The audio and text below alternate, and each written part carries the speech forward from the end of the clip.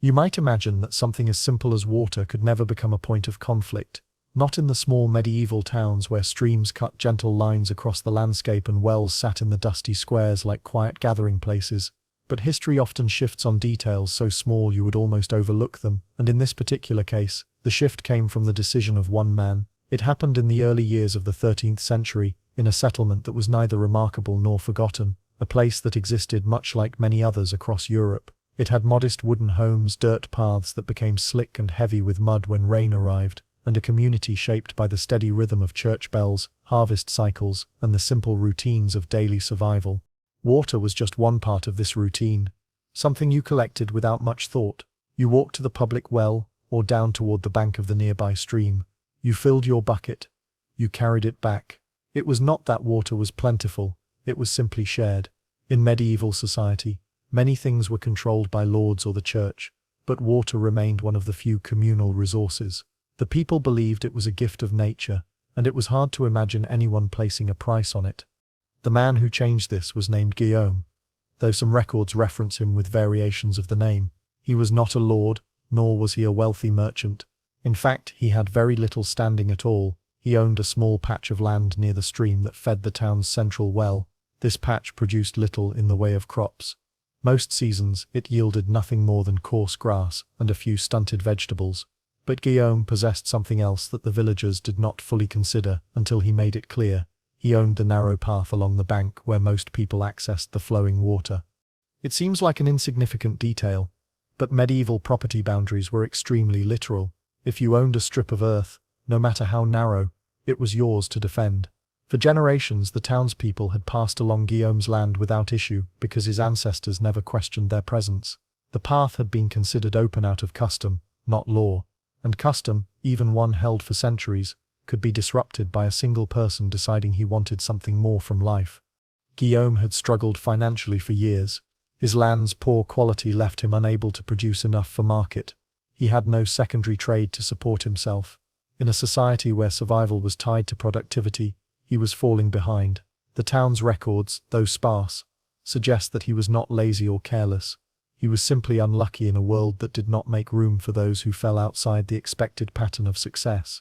Eventually, his frustration grew toward desperation, and desperation often births ideas that others do not expect. The decision he made was simple. He erected a wooden post at the narrowest point of the path and strung a rope across it. Then he announced that anyone who wished to pass through to reach the stream would need to pay a small fee. It was not much, just a few coins or a measure of grain, but this was enough to change the entire rhythm of life in the town. You might wonder why the townspeople did not simply knock down the barrier or refuse to pay. After all, they outnumbered him. But medieval life did not encourage confrontation unless it was absolutely necessary. People feared legal disputes. They feared reprisals from landowners or church authorities, and they feared disrupting the fragile peace that sustained their existence. Guillaume was within his rights, technically, and though the townspeople were frustrated, they were accustomed to navigating systems that were unfair. The news of his decision spread quickly. Some reacted with anger, muttering among themselves as they waited in line, clutching their buckets. Others accepted the change quietly. A few even sympathized with Guillaume, seeing in him a reflection of their own vulnerabilities. But no one could deny that something had shifted. The simple act of fetching water had become a burden, both physical and emotional. As time passed, the price Guillaume demanded increased. Perhaps he reasoned that the townspeople would grow used to paying. Perhaps he simply needed more to survive. Or perhaps he recognized that he had stumbled upon what we might now call a monopoly. Whatever his reasoning, the cost of accessing the stream gradually rose. Eventually, the fee became difficult for some families to pay. This might seem trivial compared to grand historical events like wars, revolutions, or the fall of empires. But for a medieval household, every resource mattered. A higher cost for water meant less grain for bread, fewer goods to trade, and more time spent working to compensate. The toll Guillaume introduced rippled outward, pressing itself into the daily routines of the entire community. To avoid the fee, some villagers attempted to dig their own small wells, but the soil around the town was unpredictable. Some wells produced muddy, undrinkable water, others collapsed before they reached a safe depth, and a few succeeded. though these became points of quiet resentment among neighbors who no longer wished to rely on Guillaume's pathway, but had no access to alternatives. As the tension grew, local authorities became involved. The village reeve, the official responsible for maintaining order and overseeing disputes, called Guillaume to discuss the matter, but the reeve quickly discovered that Guillaume had broken no laws. He owned the land. He had placed a barrier on his own property, and he had offered a service in exchange for payment. The medieval legal system, built on land rights and feudal obligations, had no mechanism for resolving a dispute like this. Over time, the water toll became a symbol of something larger. It represented the fragile balance between individual rights and communal needs, a balance that medieval societies often struggled to maintain. It also served as a reminder of how deeply intertwined people were with their environment and with each other. A single path through a patch of land, once ignored, had become the center of a quiet conflict that revealed the hidden structures guiding daily existence. You can imagine the villagers walking past the barrier, feeling its presence at the edge of their vision. You can imagine the long lines that formed on busy days, the murmured complaints, the resigned sighs as coins changed hands.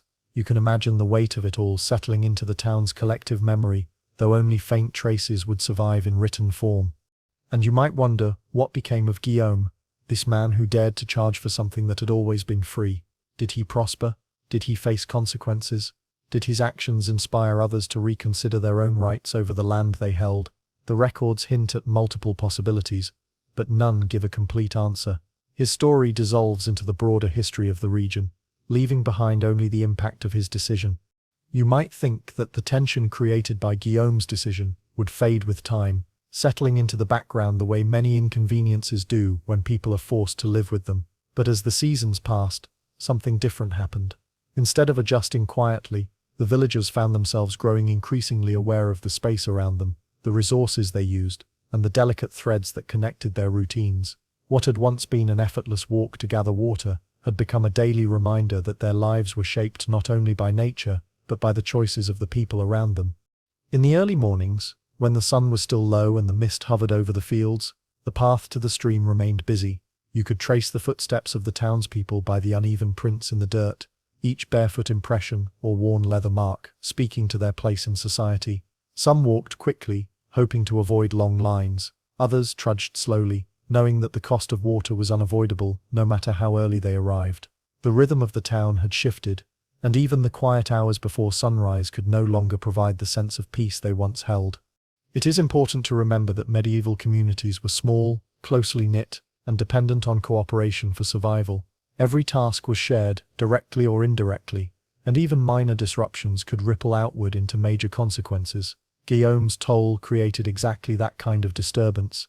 It forced neighbors to confront questions they usually avoided: who owned what, who owed what, and who had the right to change long-standing customs.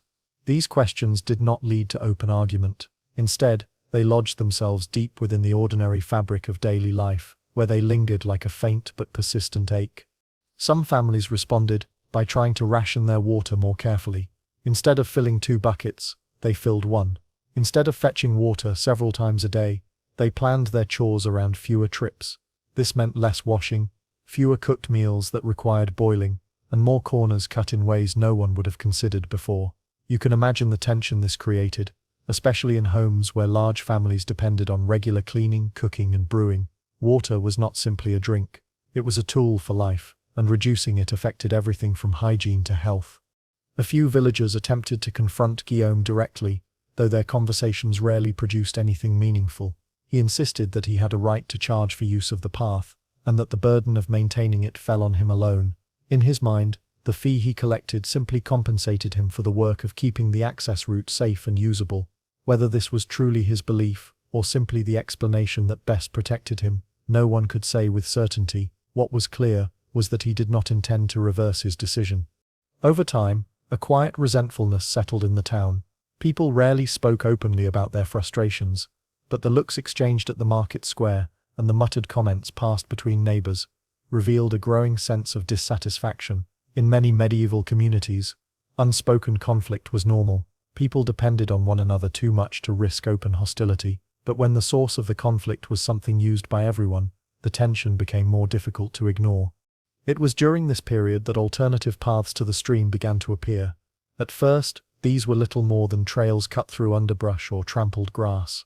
Villagers sought any way around Guillaume's barrier, even if the new routes were longer or more difficult to navigate. Yet, none of these improvised paths remained reliable for long. The land surrounding the stream was uneven and often unstable. Heavy rains turned it into thick mud that threatened to swallow cartwheels and pull boots from feet. In the cold months, the ground froze unevenly, creating jagged surfaces that made walking hazardous. Despite these challenges, the existence of alternative routes symbolized something important. They represented the villagers' refusal to accept change passively. They were small acts of resistance, even if they lacked power or permanence. In a time when legal recourse was limited and social norms discouraged confrontation, simply searching for another way forward was a meaningful expression of agency. The Reeve, who had already attempted and failed to resolve the issue, grew increasingly concerned about the growing frustration. His role in the community required him to balance the needs of the people with the rights of landholding families. But in this situation, both sides held legitimate claims. The townspeople had custom on their side, Guillaume had the law on his, and the Reeve was not eager to escalate the dispute to higher authorities, who might impose punishments that would only deepen the hardship. Instead, he tried a different approach. He held a gathering in the open square, inviting the villagers to discuss their concerns.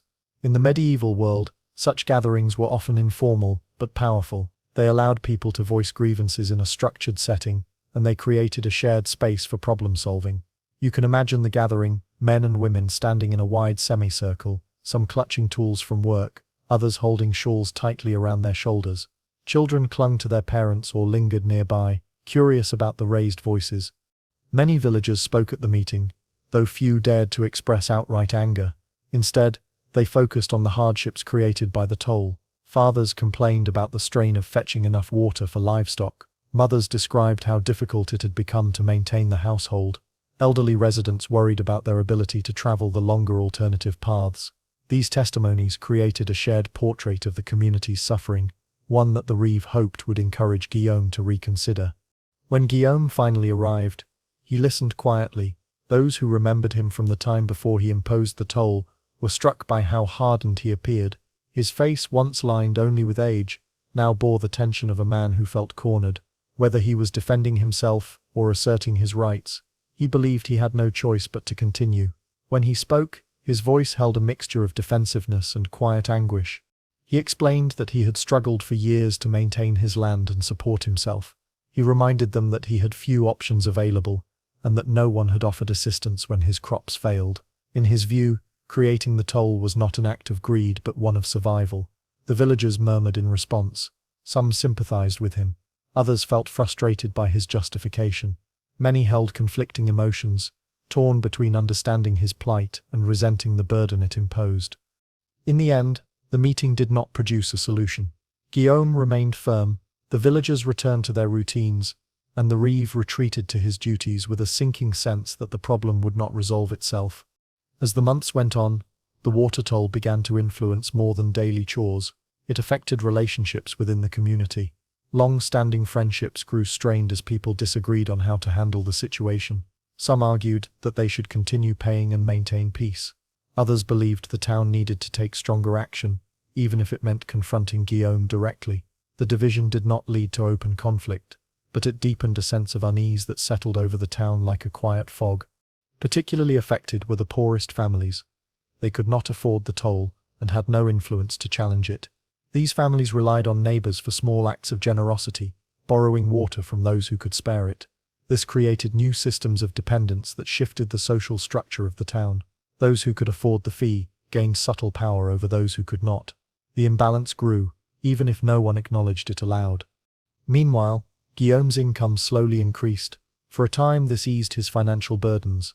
He repaired parts of his home, mended tools, and even invested in a few small improvements to the land. But the more he benefited, the more resentment spread among the villagers. They watched the changes with a mixture of envy and frustration. It was not that they begrudged him a better life. It was that the improvements came at their expense. By late summer, talk spread quietly of appealing to higher authority. The nearest lord held jurisdiction over the region, and his court could overturn local customs if necessary. But the villagers hesitated. Appealing to the Lord risked drawing attention to the town in ways that might lead to new taxes, restrictions, or obligations. Lords rarely intervened without expecting something in return. The townspeople feared that in seeking relief from the water toll, they might invite even heavier burdens. Despite this fear, a small group of villagers discussed petitioning the church instead. The local priest, though not able to overturn legal property rights, held moral authority. If he condemned Guillaume's actions, the pressure might be strong enough to sway him, but the priest was cautious. He believed that intervening in disputes over land might undermine the fragile trust the community placed in him. So, he limited his involvement to offering gentle reminders of charity and patience during his weekly sermons. The lack of action from both secular and religious authorities left the villagers feeling trapped. Their frustration deepened further as the harvest season approached. Water was essential for processing crops, preparing food, and caring for livestock during this demanding period. The toll forced families to reconsider how much grain they could store, how often they could wash harvested produce, and how they would prepare for the colder months nearing ahead. This pressure created new tensions around the community's shared mill. Grain brought to the mill required water for several steps of the process, and the mill workers found themselves caught between the need for efficiency and the growing scarcity of affordable water. Once again, daily life became more complicated, all because of a single decision made months earlier on a narrow strip of land. You might imagine that such a situation could continue indefinitely, each small hardship blending into the next. But history shows that even the most patient communities reach a breaking point. The villagers had grown tired. They had rationed, improvised, and searched for alternatives. They had held meetings, offered sympathy, and attempted compromise, but no path forward had appeared. Their frustration simmered quietly, waiting for something to tip the balance. That moment arrived not through force or confrontation, but through an unexpected shift in the natural world. In the early autumn, a period of heavy rain caused the stream to swell. The increased water flow eroded parts of the bank near Guillaume's path, creating a narrow collapse that made the route temporarily unsafe. For several days, travel became difficult, and the reeve urged everyone to avoid the unstable ground. This natural event forced the villagers to use the alternative paths they had long avoided. As they navigated the longer, more precarious trails, a realization began to spread. The community had grown so focused on the toll and the conflict that they had overlooked the potential of working together to create a safe, permanent alternative. But constructing such a path would require cooperation and shared effort, something they had not attempted since the beginning of the dispute. You might be wondering whether this shared labor could truly resolve the deeper tensions beneath the conflict. Yet medieval communities often found strength in collective action, and in moments of uncertainty, people discovered that cooperation offered its own kind of power, one that did not require confrontation or legal intervention. This shift in thinking raised a new question, one that lingered quietly in the minds of the villagers. If they could find a way to build a new route together, could they free themselves from the toll without ever confronting Guillaume directly? When the rains finally stopped, and the swollen stream retreated back into its familiar course, the town found itself changed in more ways than one. The collapse of the bank had created a physical break in the path, Guillaume controlled, but it had also revealed something that had been hidden beneath months of frustration. The villagers had discovered, in those days of forced detours, a sense of shared purpose that they had not experienced since long before the water toll began. The inconvenience, rather than pushing them further into resentment, had nudged them into quiet cooperation. You can imagine the conversations that took place in doorways and along the muddy roads. People spoke in hushed tones at first, testing their ideas with caution. They wondered aloud whether a new path to the stream could be carved across land that no single person controlled. The area to the east of the village was uneven, tangled with roots and thick hedges, but no one owned it outright. It was common land, a concept that existed across much of medieval Europe, defined not by individual rights but by shared usage. Livestock grazed there, children played there, and herbs were collected there in the warmer months. If the community worked together, perhaps a safe passage to the water could be built without interference. Of course, transforming rough ground into a usable path was no simple task. It required time, tools, and above all, cooperation. But the villagers were no strangers to collective labor. They had long come together for harvests, barn raisings, and seasonal repairs. The difference now was that they were gathering not for celebration, nor for tradition, but to reclaim a piece of daily life that had slipped from their control. The reeve, who had watched the conflict unfold with growing concern, quietly encouraged the idea. Although he could not challenge Guillaume's rights, he could support a solution that avoided direct confrontation. With the authority of his position, he arranged a day for a village meeting, this time held not to air grievances, but to consider a plan of action. As before, the townspeople gathered in the open square, their faces earnest, their voices subdued. The tension that once filled these gatherings had softened into a kind of weary determination. At first, the villagers approached the subject carefully. They discussed the difficulties of the terrain, the tools they would need, and the hours of work required. Some expressed doubts about whether it could be done. Others wondered if Guillaume would try to stop them. After all, a new path would undermine the toll that had become his livelihood. But the reeve reminded them that common land did not belong to any one person. If they worked together, Guillaume would have no legal grounds to prevent them from accessing the stream by another route. Slowly, a sense of resolve spread among the crowd. One by one, people volunteered their labor. Someone offered a sturdy axe. Another had a shovel borrowed from a cousin in a nearby settlement. A group of older men, whose hands carried the memory of decades spent working the fields, shared advice on how to flatten uneven ground. Even the children, who understood the mood of the village more clearly than adults often realized, offered to help gather stones or fetch water for the workers, though the irony of that task was not lost on anyone. And so, the plan took shape. The work began early on a cool morning at the edge of the common land. The air was crisp, filled with the scent of damp leaves. As the sun climbed higher, you could hear the sound of axes striking wood, shovels cutting into earth, and voices calling out warnings or encouragement. The path they carved was narrow at first, twisting between gnarled roots and small thickets, but as the hours passed, the way grew wider, clearer, and more defined. It was not quick work. The land resisted them in places, forcing them to cut away stubborn growth or pack down soil that crumbled under their feet. But the villagers pressed on. Even those who were too old or too young to perform heavy labor contributed in simple but meaningful ways.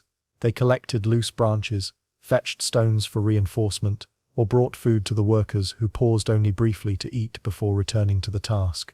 Throughout this effort, Guillaume watched from a distance. His home sat close enough to the area that he could see the villagers moving with steady purpose. At first he did not fully understand what they were doing. He assumed they were clearing brush for firewood or preparing the land for grazing.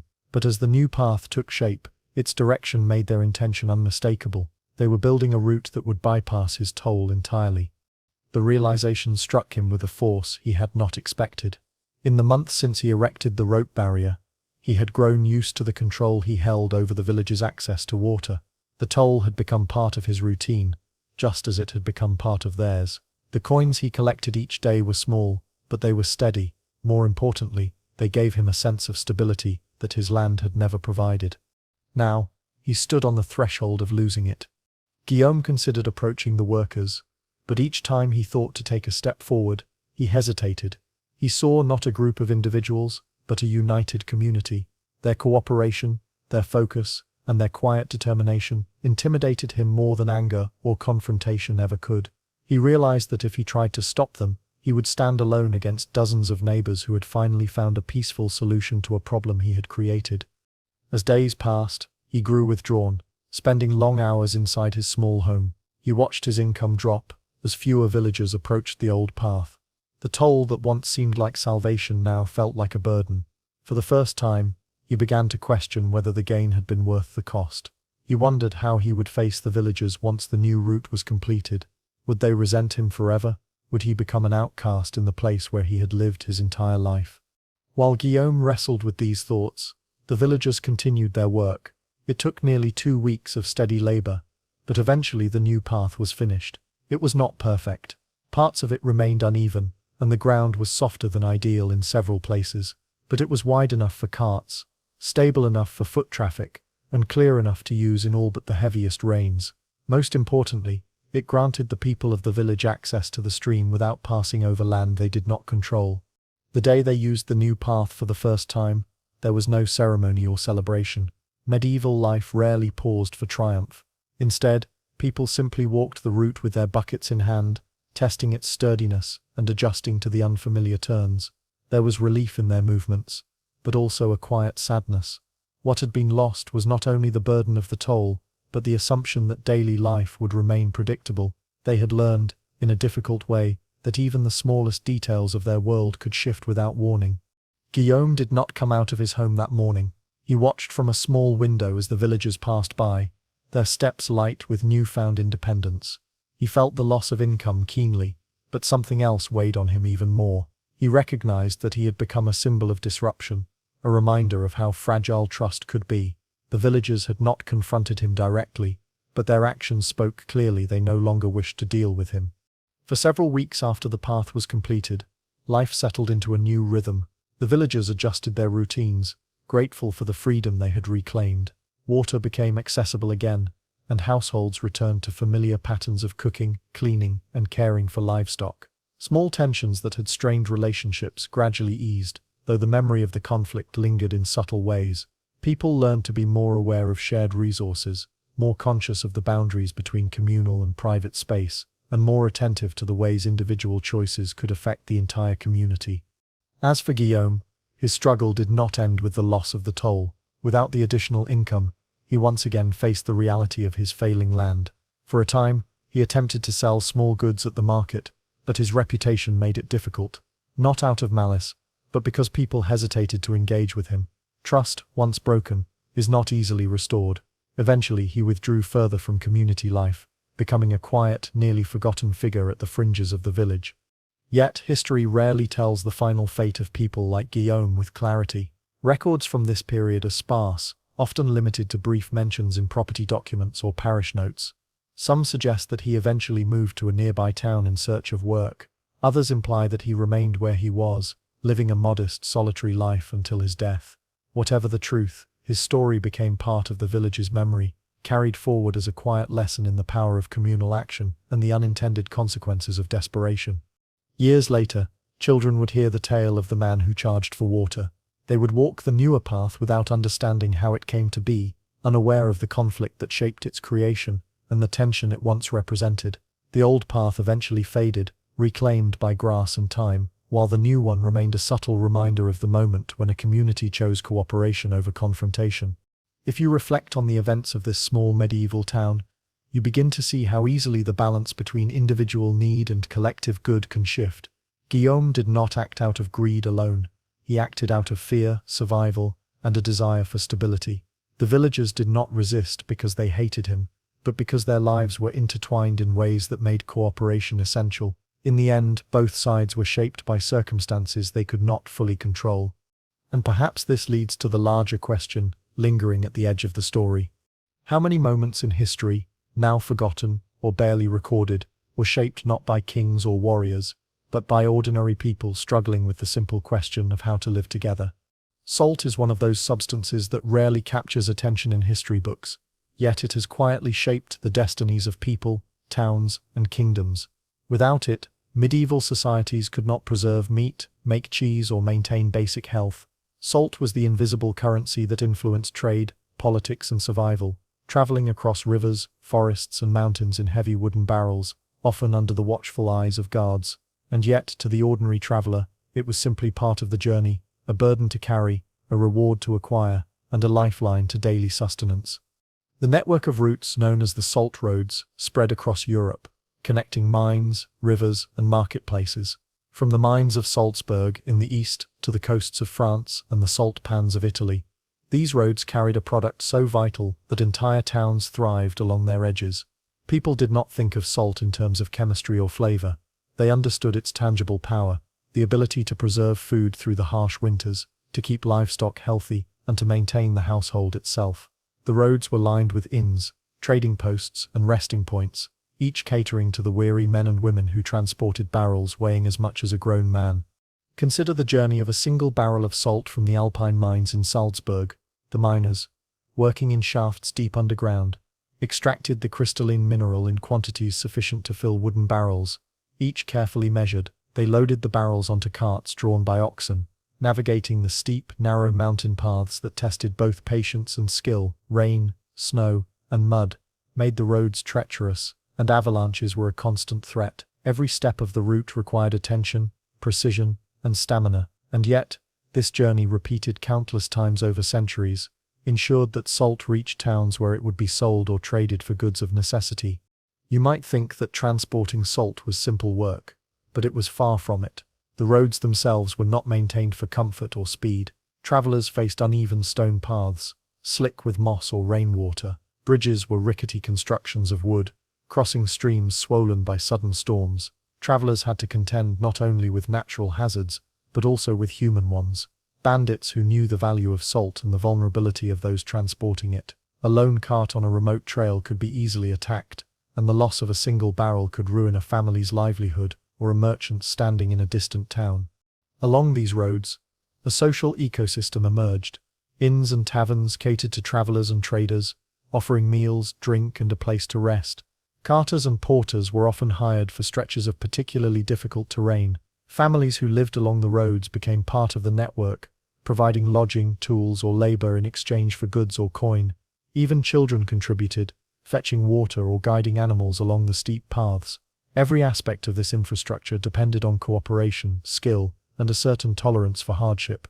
One particular road, known to locals simply as the High Path, climbed through the Bavarian Alps, connecting the salt mines to the valley towns below. Along this path, the daily life of salt traders was relentless. Men left before dawn, hoisting barrels onto carts, while women prepared meals that could sustain them for hours of strenuous work. At mid-morning, they paused at springs to drink and cool the oxen, who labored under the weight of salt that could reach hundreds of pounds per barrel. By noon, the road often narrowed to a barely navigable ridge, where a slip could send both barrel and carrier tumbling down into the ravine below. Every day on this road demanded attention, resilience, and unspoken understanding of the fragile balance between risk and reward. The importance of salt extended beyond mere survival. Towns situated along these routes often gained political significance. Lords taxed the salt, claiming a portion of its value for protection or revenue. Church authorities sometimes imposed levies, recognizing the trade's role in sustaining both clergy and community. A single toll, collected along a mountain pass, could influence the price of food hundreds of miles away. Salt, in other words, was not just a commodity. It was a measure of power, a silent engine driving both local economies and long-distance politics. Yet the people who walked the salt roads were rarely wealthy or famous. They were ordinary men and women, families, and sometimes children, whose labor ensured that essential resources reached those who depended on them. Their names rarely appeared in records. They are remembered only in the faint traces of accounts, guild logs, or the stories passed down through oral tradition. Despite this anonymity, their work created the foundations upon which communities survived and prospered. A typical day along a salt route began before sunrise. Travelers checked the stability of their carts, inspected oxen, and packed provisions carefully. A barrel of salt could not be allowed to shift or spill. Even a small loss might have dramatic consequences for those who depended on every grain. The journey often involved long stretches of silence, punctuated by the creak of wooden wheels, the lowing of oxen, or the distant echo of church bells marking time in nearby villages. Silence became a companion on the road, as important as the physical labor itself. Travelers relied on concentration, rhythm, and endurance, each step coordinated with the movement of animals and fellow workers. Weather dictated the pace. Snow slowed the carts to a crawl, while rain turned paths into mud-choked obstacles. Summer heat could dehydrate both humans and animals. Travelers learned to read the signs of the environment. Clouds signaling storms, the scent of distant pine indicating fresh water, or the texture of the ground suggesting danger. Every detail mattered. Small mistakes were amplified by the weight of the salt and the fragility of the roads themselves. Beyond the physical challenges, the salt roads were also sites of human connection and tension. Traders encountered travelers from distant regions, sharing news, exchanging advice, or negotiating temporary alliances for safety. But the same roads were also venues for rivalry, competition, and theft. Stories circulated of convoys ambushed in narrow passes, of barrels stolen under the cover of night, of disputes over tolls and access. These incidents, though small in the grand narrative of medieval history, shaped the behavior, habits, and even the trust between communities. As the barrels made their way toward market towns, the rhythm of trade began to emerge. Townspeople awaited the arrival of salt with anticipation. Bakers, butchers, and brewers planned their work around shipments. Families stored it carefully, rationing for winter months. The arrival of a caravan could energize the marketplace, creating a temporary surge in activity conversation, and trade. Salt was not just a preservative, it was a thread linking distant regions, a tangible expression of labor, risk, and social networks. Its presence in a town signified more than survival. It represented the successful coordination of effort across space, time, and human lives. Yet, despite its essential nature, salt could be as elusive as it was vital. Poor harvests, political conflicts, or blocked passes could disrupt supply for weeks or months. Communities accustomed to abundance had to improvise, relying on alternatives such as brine from local springs or trade for other preserved goods. The unpredictability of supply made salt a point of anxiety and focus, something that shaped decisions about diet, storage, and community planning. In a sense, salt dictated the rhythm of life more than any decree from lords or edicts from distant rulers. The salt roads also reveal a subtle truth about medieval life, that ordinary survival depended on networks of labor and knowledge that rarely appear in grand histories. While kings and armies fight over territory, ordinary people carry the burdens that sustain society. Their experiences, tedious or grueling as they might seem, were essential. They demonstrate how societies functioned in practice, not simply in theory. Without the laborers, the oxen, the carts, and the careful planning, even the wealthiest towns could face scarcity. And yet, in the midst of these long journeys, the people walking the salt roads developed rhythms and routines that were almost meditative. They observed the world closely, the shifting light on mountains, the movement of clouds across valleys, the songs of birds that marked the seasons. They learned to move in time with the animals they guided, to anticipate dangers, and to find small pleasures in a world dominated by work. Their lives were hard, repetitive, and often dangerous, but they contained their own kind of quiet awareness, a mindfulness born of necessity. By the end of each season, towns along the salt roads had established a fragile equilibrium. Salt flowed in from distant mines, markets functioned, households survived. Yet the memory of difficulty remained embedded in practice. Barrels were secured carefully, paths maintained, and tolls watched. People understood that survival depended not only on resources, but on the effort required to move them. And though they might not have recorded the names of those who carried the salt, they knew, in the patterns of daily life, the hidden labor that sustained their communities. Even now, centuries later, the salt roads are often forgotten, subsumed into modern highways and city streets. But if you trace the roots, imagine the barrels rolling slowly over uneven paths, and picture the hands, feet, and eyes that guided them, you begin to sense the quiet machinery of history. You realize that ordinary people, walking ordinary roads, shaped their world in ways as essential as kings and armies, yet far less recognized. So, as you consider the salt roads and the people who traverse them, think of the persistence required to move a single barrel across mountains, rivers, and muddy trails. Think of the small, often overlooked acts that ensured survival, maintained communities, and connected distant regions. And then ask yourself, how many other vital systems of daily life existed in medieval Europe, unnoticed and undocumented, yet indispensable for the continuity of civilization? The salt roads, while physically demanding, were not merely routes for transporting goods. They were conduits of culture, communication, and unexpected alliances. As barrels moved from one town to another, they carried more than salt. They carried ideas, rumors, traditions, and small glimpses of distant lives. A trader from Salzburg might overhear news of a flood in Venice, while a baker in a German town might learn a new technique for preserving cheese from a passing caravan. In a world without printing presses, newspapers, or telegraphs, these roads served as arteries through which the lifeblood of human connection flowed quietly, steadily, and often imperceptibly. It is important to understand that the people walking these roads were both solitary and communal. On long stretches between towns, a single traveler might journey for days without seeing another human. Their companions were the oxen, the horses, and occasionally a fellow cart moving in the same direction. These solitary sections demanded vigilance. A moment's inattention could lead to a toppled barrel, a sprained ankle, or, in the worst cases, a plunge down a treacherous embankment. But even in solitude, travelers were never truly isolated. They were part of a chain, each dependent on those who had come before and those who would follow, each step a link in a larger network of effort and survival. The social fabric of these routes was built upon unspoken rules and mutual understanding. Travelers learned to give right of way on narrow mountain paths, to signal danger ahead with a shout or the striking of a stick against a cart, to share water at springs when supplies ran low, The trust necessary for this kind of cooperation was not legislated, nor was it enforced by law. It was practical, earned, and constantly tested. One misstep, a barrel spilled, a cart blocked, could disrupt not only a single journey but the flow of salt for dozens of families. Yet, these networks worked because the people involved understood the stakes and recognized the interdependence of their labor. As trade grew, so too did the infrastructure along the salt roads. Inns evolved from simple shelters into bustling hubs.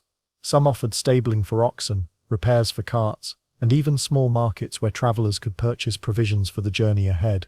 Others doubled as meeting places for merchants, where deals could be struck, debts settled, and alliances formed. It was a subtle form of commerce, one that relied less on centralized markets and more on localized, trust-based interactions. Each interaction, however brief, had consequences that rippled through the community, influencing social hierarchies and local economies. Consider the town of Holstedt, situated near one of the oldest known salt mines in Europe. Though small, it became a focal point for caravans traveling across the Alps. Families living nearby developed an intimate knowledge of the rhythms of trade, when the spring thaw would open the high mountain passes, when heavy rains might delay shipments, or when a caravan of barrels might arrive requiring assistance to unload. Life in Holstedt was structured around these cycles, not because of the glamour of commerce, but because survival demanded it. Salt dictated the patterns of labor, the timing of meals, and even the arrangement of households. Travel along these routes also highlighted inequalities. Not everyone benefited equally from the salt trade. Wealthier merchants could afford more oxen, sturdier carts, and better provisions, giving them an advantage over smaller operators. They could negotiate higher prices in distant markets and absorb losses that would ruin others. In contrast, smaller traders, often families relying on a single cart or a single barrel at a time, were vulnerable to theft, weather, and disease among their animals. Survival required ingenuity, endurance, and sometimes sheer luck. The roads were impartial in danger, but not in opportunity. Children and young apprentices played an essential, though often overlooked, role. They accompanied parents and masters on the treacherous routes, learning the skills necessary to move heavy loads, read the land, and anticipate hazards. Their labor was indispensable, fetching water for the animals, gathering firewood for overnight stops, or maintaining the path along riverbanks. In this way, the roads served as both workplaces and classrooms, shaping the next generation of traders, cart drivers, and laborers. Their education was practical, hands-on, and relentless, yet it produced a competence that ensured the continuation of trade and survival in a demanding world. Conflict was never far from the surface. Bandits and highwaymen were a constant threat, particularly in regions where political control was weak or fragmented. Stories from the period recount travelers ambushed on narrow passes, barrels of salt seized under threat of violence, and the occasional skirmish that ended in injury or death. Communities learned to adapt, forming temporary militias, traveling in convoys, or paying local lords for protection along dangerous stretches. Even then, the journey remained perilous. Risk was a constant companion, yet it was accepted as a natural aspect of life along the roads. The economic impact of salt extended far beyond the immediate journey. Salt was often traded for grain, livestock, or manufactured goods, forming a complex web of regional commerce. Towns that controlled key segments of the salt roads gained disproportionate influence. Their tolls, inns, and markets allowed them to shape trade patterns, extract wealth, and assert authority over neighboring villages. Yet this influence was precarious. Any disruption in transport, floods, landslides, banditry, or disease could destabilize economies and jeopardize livelihoods. The roads were both opportunity and vulnerability, a dual reality that defined medieval trade. Religion intersected with the salt roads in subtle ways. Monasteries, often located near major routes, served as rest points, providing food, shelter, and medical care. Some monasteries owned portions of the land along the paths, collecting tithes or tolls in exchange for maintenance and protection. Pilgrimages sometimes overlapped with trade routes, bringing travelers of a different kind who observed the movement of goods, noted local customs, and occasionally contributed to the economy by purchasing food or lodging. The interplay of commerce, survival, and faith created a layered, interconnected society, each layer reliant on the others for stability. Yet, for all the complexity, the human experience along these roads was profoundly repetitive. Day after day, barrels were loaded, carts were pushed, and oxen were guided across uneven terrain. Travelers repeated the same gestures, securing barrels, adjusting loads, checking for obstacles. There was monotony, certainly, but within it was a rhythm that shaped human endurance, patience, and perception. The repetition was not meaningless. It instilled awareness of the environment, of animals, and of human cooperation. Life along the salt roads was tedious, exacting, and invisible to those outside this network, yet it was essential to the functioning of medieval society. It is worth noting that salt itself carried symbolic weight. It represented preservation, wealth, and security. Merchants and laborers recognized that without salt, entire communities would be vulnerable to starvation, disease, and social instability. Its physical movement along the roads mirrored its metaphorical significance. It was the small, often unnoticed effort that maintained life. In this sense, the salt roads exemplify a broader historical truth. The survival of societies often depends on repetitive, unglamorous labor executed with skill and endurance. Toward the end of the journey, when the barrels arrived at the market towns, the travelers experienced a quiet satisfaction. There were no parades or public accolades, only the acknowledgement of a task completed, a burden delivered, and a responsibility fulfilled. Merchants counted coins or exchanged goods. Families rejoiced quietly at having access to preserved food, and children observed the bustle with curiosity and wonder. The work of days, weeks, or months culminated in a simple, tangible outcome: survival and the continuity of community life. And yet, as these stories demonstrate, the salt roads were never static. They evolved, adapting to environmental changes, political developments, and social pressures. Floods reshaped paths, wars altered trade flows, and new technologies changed the methods of transport. But the underlying principle remained constant. Ordinary people, performing ordinary labor, carried essential resources over difficult terrain, connecting distant parts of Europe through shared effort and tacit understanding. This brings us to a reflective pause. If you consider the immense labor, coordination, and risk that sustained the salt trade, it becomes clear that the history of ordinary people is inseparable from the survival of civilizations. While kings waged wars and nobles enacted decrees, the steady, patient movement of barrels along treacherous paths ensured that food could be preserved, households could function, and communities could endure. The salt roads remind us that history is not made only in courts or battlefields, but in the repetitive, demanding, and sometimes invisible efforts that connect lives across time and space. So, before we proceed to Section 3, consider this question lingering in the shadows of the medieval landscape. How many other essential networks of labor, unnoticed by historians, shaped the survival of communities across Europe, quietly sustaining life through sheer human persistence? By the time the barrels of salt reached their final destinations in bustling market towns, the travelers had accumulated not just physical fatigue, but a subtle, almost imperceptible wisdom. They had learned to read the land, anticipate danger, and navigate not only the physical terrain, but the social and economic landscape that shaped their journeys. Every rolled barrel, every painstaking mile traveled along the salt roads, reinforced a pattern of survival, ingenuity, and tacit knowledge that bound communities together across Europe. The final leg of the journey was often the most delicate. Rivers had to be forded, bridges crossed, and narrow urban streets navigated to reach the storage warehouses or local markets.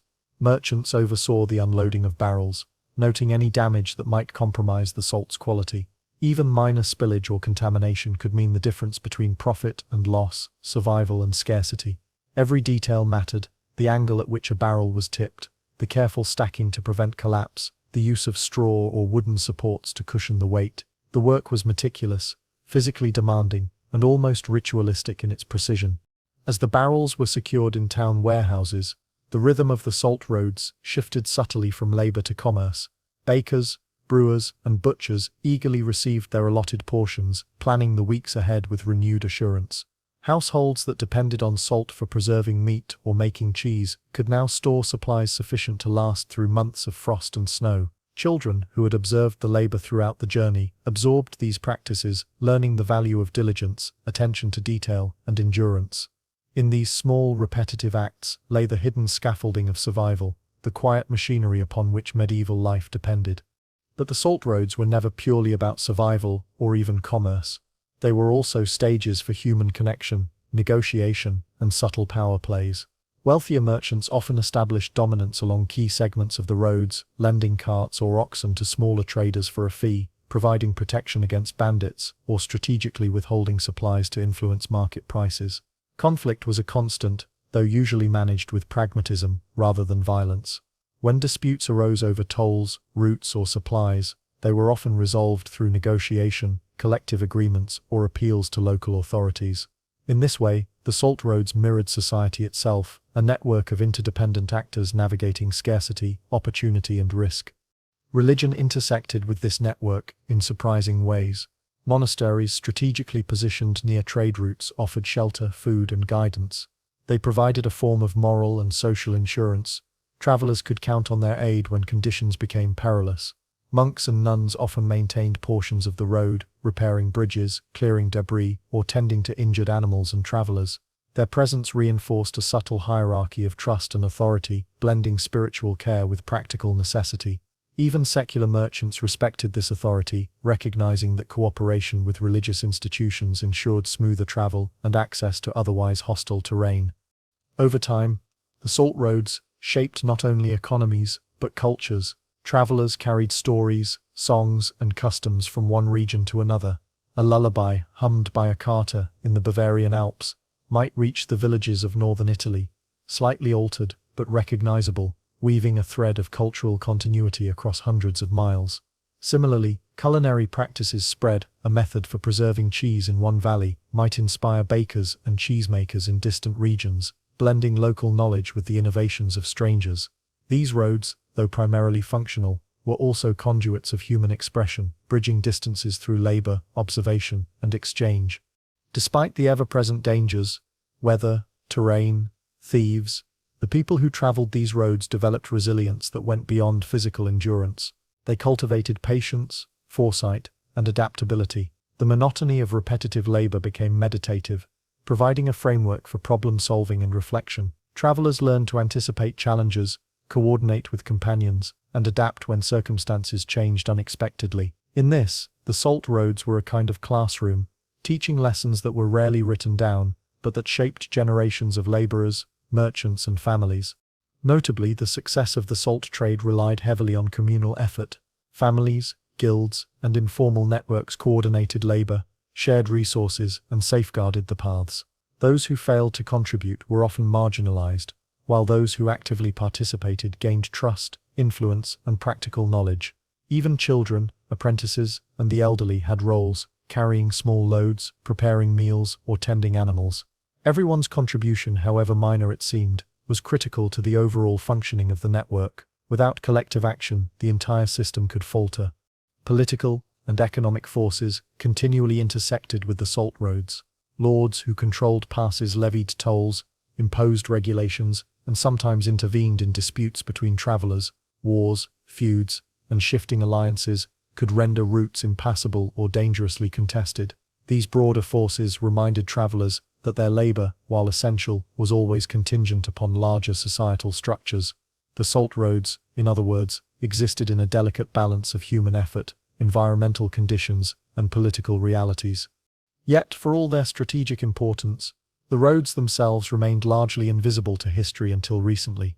Chronicles focused on kings, battles, and treaties, largely ignoring the monotonous yet essential labor that sustained daily life. And this is precisely why the story of the salt roads matters.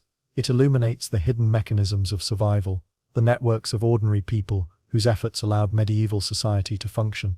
These were not heroic tales in the conventional sense. They were stories of endurance, coordination, and incremental progress, unfolding quietly over decades and centuries. As the centuries progressed, technological changes and economic shifts transformed the salt roads. New transport methods, improved infrastructure, and centralized distribution networks altered the routes and methods of trade. Some inns and towns faded into obscurity, others grew into major urban centers. Yet the lessons of resilience, cooperation, and careful planning remained embedded in local culture. Communities that had relied on these routes retained the knowledge, practices, and attitudes necessary to endure challenges far beyond the original purpose of the roads.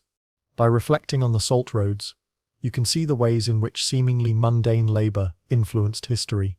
The daily movement of barrels, the meticulous care in stacking, the risk assessment performed by every traveler, these details, though dull to a casual observer, were essential. They shaped trade, influenced culture, and preserved life. Without these networks, medieval towns might have faced famine, illness, and collapse far more frequently than records suggest.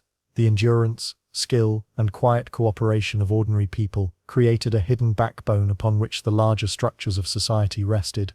And finally, consider the legacy of these efforts. Modern infrastructure, roads, trade networks, and logistics owes much to the principles forged along routes like the salt roads. Planning, coordination, risk management, and attention to detail are timeless skills embedded in human systems across centuries. The labor of countless anonymous travelers, repeated over generations, demonstrates that history is often less about dramatic battles and more about persistence, diligence, and the patient work of ordinary lives. So, as we close this chapter, we are left with a lingering thought. How many of the modern conveniences, supply chains, and community structures we rely on today exist because of the quiet, repetitive labor of ordinary people walking dusty, dangerous roads centuries ago?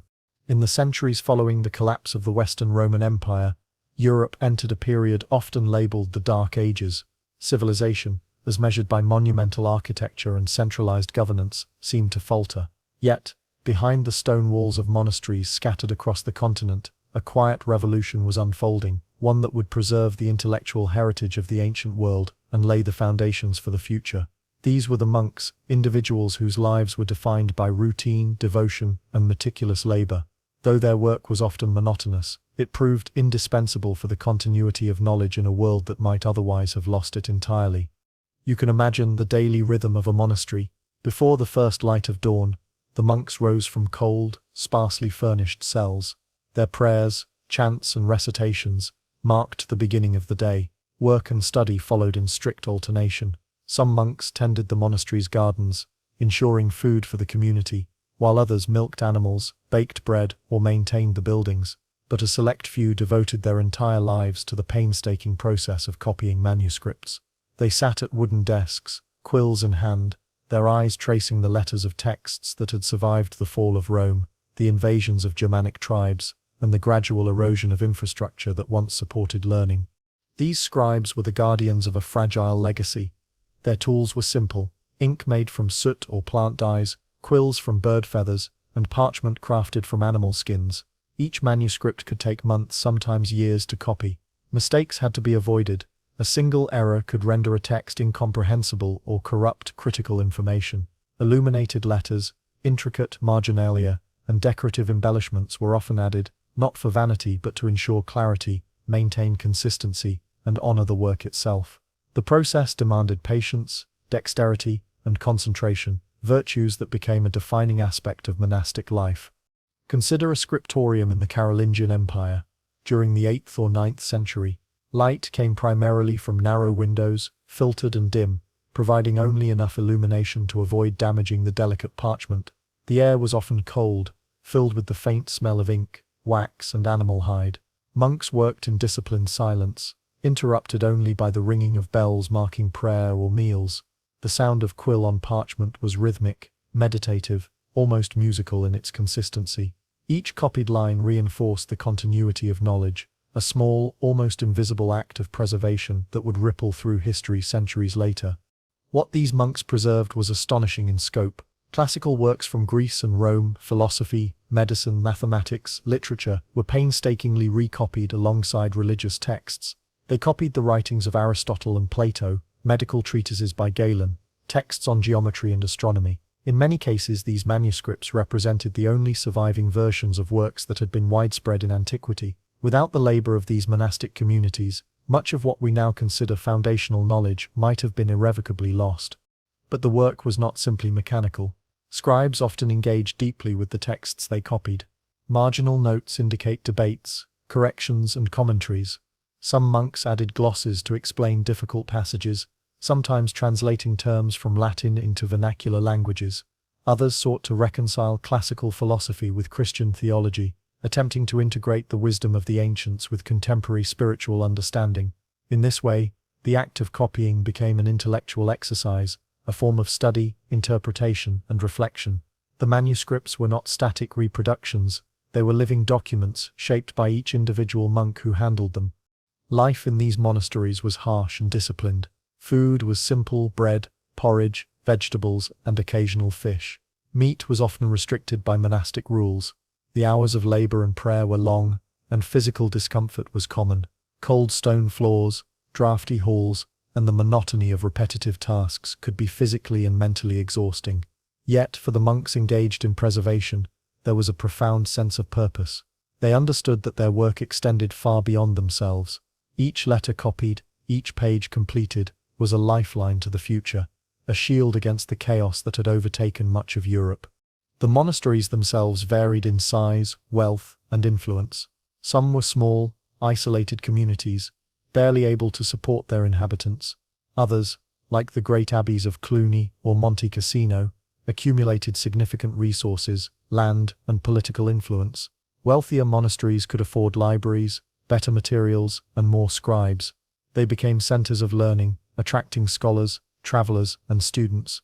Yet, even the humblest scriptorium contributed to the survival of knowledge, proving that intellectual preservation was not solely the province of the powerful or affluent. Monastic scribes also faced dangers that modern readers might overlook. Ink and parchment were expensive. Materials could be scarce, particularly during times of war or famine. Fires were a constant threat, capable of destroying months or years of labor in an instant. In some regions, invasions by Viking raiders or other hostile forces brought violence directly into monastic communities. Libraries and manuscripts were plundered or burned, yet monks continued their work, sometimes fleeing with portable manuscripts, copying texts in hidden locations, or creating secret repositories to protect what they could. Their resilience ensured that knowledge survived even when the broader structures of society failed. The act of copying manuscripts was also a moral endeavor. Monks believed that preserving sacred and secular knowledge was a service not only to their community but to God. Their labor was framed as a form of devotion, a spiritual exercise intertwined with intellectual rigor. This mindset helped sustain focus through repetitive and physically taxing work. The scriptorium, therefore, was both a workplace and a spiritual arena, where discipline, patience, and faith intersected to produce tangible results. Consider, for example, the survival of classical medical texts. A scribe might copy the works of Hippocrates or Galen, ensuring that knowledge of anatomy, diagnosis, and treatment remained accessible to future generations. Centuries later, these texts would form the foundation of medical education in Europe, influencing the work of scholars in the Renaissance. Every line of ink laid down in the dim light of a medieval scriptorium contributed directly to the scientific progress of later eras. The connection between repetitive, meticulous labor and human advancement is striking when viewed across these long spans of time. And yet, for all their historical significance, the monks' work was often undervalued, forgotten, or overlooked by later chroniclers. Political histories, military campaigns, and dynastic changes dominated medieval records, while the quiet, ongoing preservation of knowledge remained largely invisible. The scribes themselves were rarely named. Their labor existed only in the manuscripts they produced.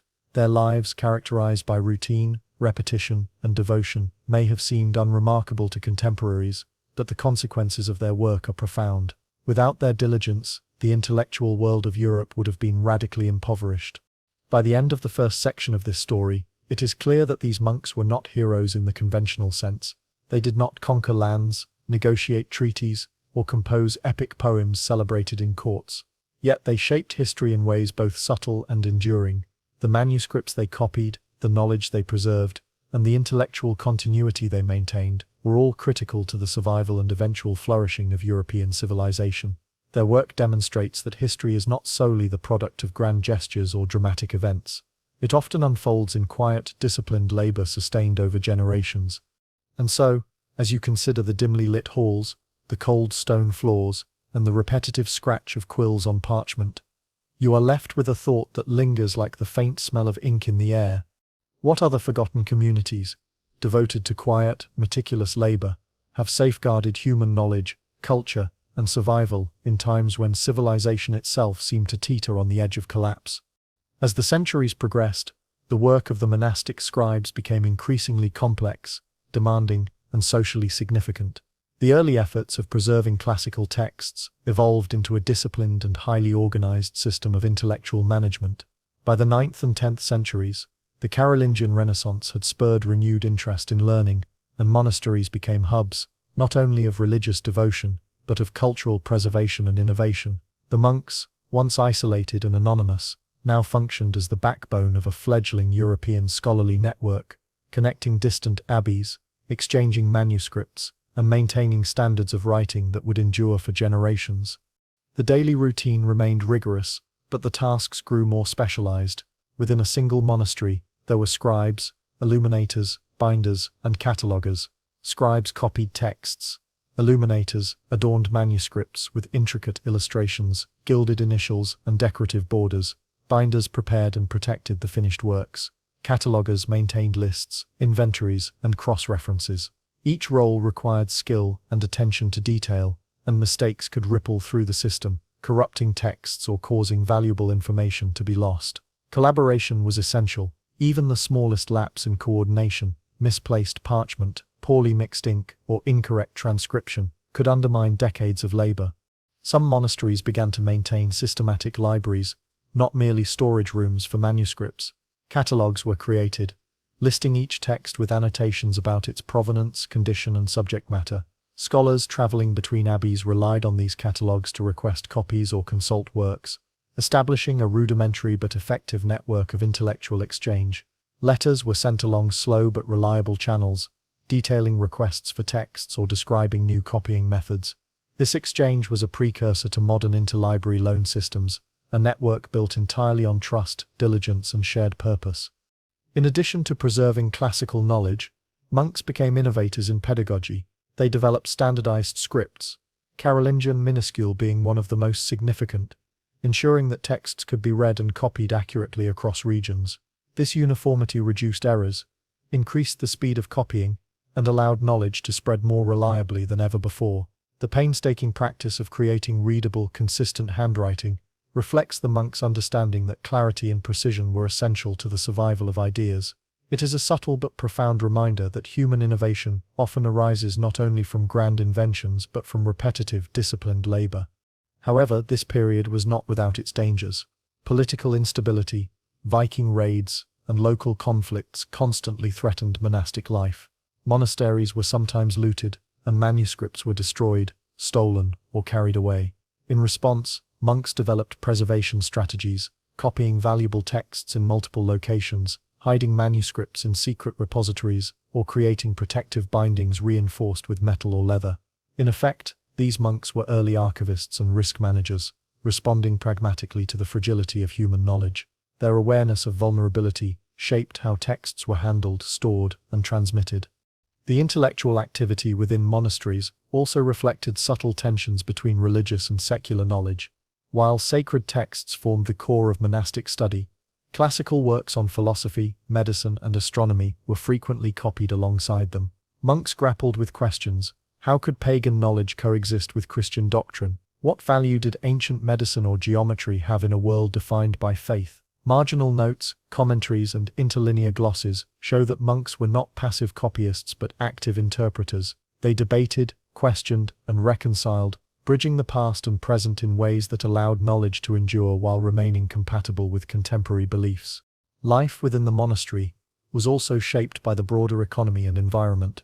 The labor of manuscript production could not be divorced from the practicalities of medieval living. Food had to be grown or purchased, fires maintained, water collected, and basic infrastructure repaired. Every scriptorium relied on the stability of its host community. If crops failed, the monastery faced not only hunger, but disruptions in labor, as monks were forced to divert time to basic survival. This interdependence between scholarly labor and daily sustenance is often overlooked, but was crucial. Intellectual preservation was never abstract. It existed within the rhythms and vulnerabilities of ordinary life. Despite the challenges, the work of the monks had profound consequences for European intellectual history. By copying texts systematically, they preserved the writings of classical philosophers, historians, poets, and scientists. These manuscripts later informed the Renaissance, enabling scholars to rediscover, interpret, and build upon centuries of accumulated knowledge. Every meticulous stroke of ink, every repetitive hour spent in quiet labor, contributed to a chain of intellectual continuity that spanned centuries. Without these efforts, Europe's trajectory might have been dramatically altered, and many classical works might have been lost entirely. Monks also contributed to the development of libraries, cataloging systems, and the early principles of information management. The creation of indexes, glossaries, and commentaries allowed readers to navigate complex texts more efficiently. By institutionalizing these practices, monasteries became precursors to modern universities and research institutions. The labor of copying and annotating was not merely an act of preservation, it was a framework for organizing and transmitting knowledge, a subtle but enduring intellectual infrastructure. The influence of these monastic networks extended beyond Europe. Some manuscripts found their way to the Islamic world, where scholars translated and expanded upon Greek, Roman, and Indian knowledge. Conversely, knowledge from the Middle East and North Africa filtered back into European monasteries, enriching local understanding of mathematics, medicine, and science. Monks, though secluded, were participants in a broader, transcontinental intellectual dialogue. Their work illustrates the hidden interconnectedness of civilizations, facilitated by networks of labor, communication, and meticulous care that often went unnoticed by contemporaries. And yet, the human element of this labor cannot be understated. Monks were mortal, subject to fatigue, illness, and mortality. Illness could strike entire communities, threatening both survival and the preservation of manuscripts. Young novices had to learn quickly, mastering delicate techniques under harsh conditions. Senior scribes often bore the responsibility of training apprentices, supervising work, and ensuring continuity. This mentorship was vital. Without careful instruction, errors would multiply, and centuries of labor could be compromised. The human skill, patience, and dedication required for this work are difficult to fully appreciate, yet they form the backbone of intellectual preservation. By the end of the 10th century, it was evident that these efforts were beginning to pay dividends. Monasteries served as both repositories of knowledge and centers of learning, attracting students, scholars, and travelers. The stability of the monastic network enabled a slow but steady intellectual recovery, laying the groundwork for the scholastic developments of the High Middle Ages. The monks' work, once seen as tedious and perhaps even trivial, had become the foundation upon which future intellectual and scientific progress would be built. Yet the story remains incomplete. Despite the impressive achievements of monastic scribes, countless texts were still lost, destroyed by fire, decay, or neglect. Not all communities were equally diligent or fortunate, and while the surviving manuscripts provide a glimpse into the breadth of knowledge preserved, they cannot capture the entirety of labor, creativity, and human experience that sustained them. The invisible work of generations of monks leaves a haunting question about the fragility of human knowledge and the contingency of history. As you reflect on the scriptoriums, the long hours, the repetitive labor, and the risks taken to safeguard knowledge, a larger pattern emerges. History is often shaped as much by ordinary people engaged in disciplined, quiet work as by kings, generals, or conquerors. Without these laborers, the cultural and intellectual fabric of Europe might have been irreparably torn. Their persistence and devotion ensured that the flame of human understanding remained lit, even in the darkest centuries. So as this second section closes, we are left with an unresolved thought. How many other civilizations, at other times and places, relied on similar hidden networks of dedication and repetitive labor to preserve knowledge that might otherwise have vanished? The final phase of the monastic story lies in the long-term impact of these quiet preservers of knowledge. By the 11th and 12th centuries, Europe was beginning to emerge from the so-called Dark Ages. Cities were slowly growing, trade networks were expanding, and the intellectual climate was changing. The manuscripts, carefully copied in dimly lit scriptoriums, often over months or years, became more than relics. They were tools of a broader revival. Scholars, teachers, and students now had access to a body of classical knowledge that had survived centuries of instability, providing the foundation for developments in philosophy, medicine, law, and the sciences. Monks continued their labor, but the environment was shifting. Some abbeys became centers for education beyond their walls, training young clerics who would go on to teach in cathedral schools and early universities.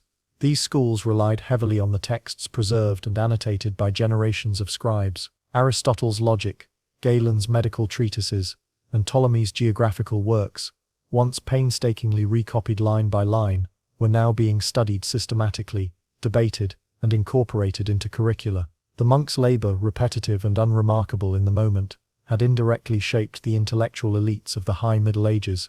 Importantly, the work of these scribes also democratized access to knowledge, in the sense of making it reproducible and transportable, even if literacy remained limited to a small segment of society.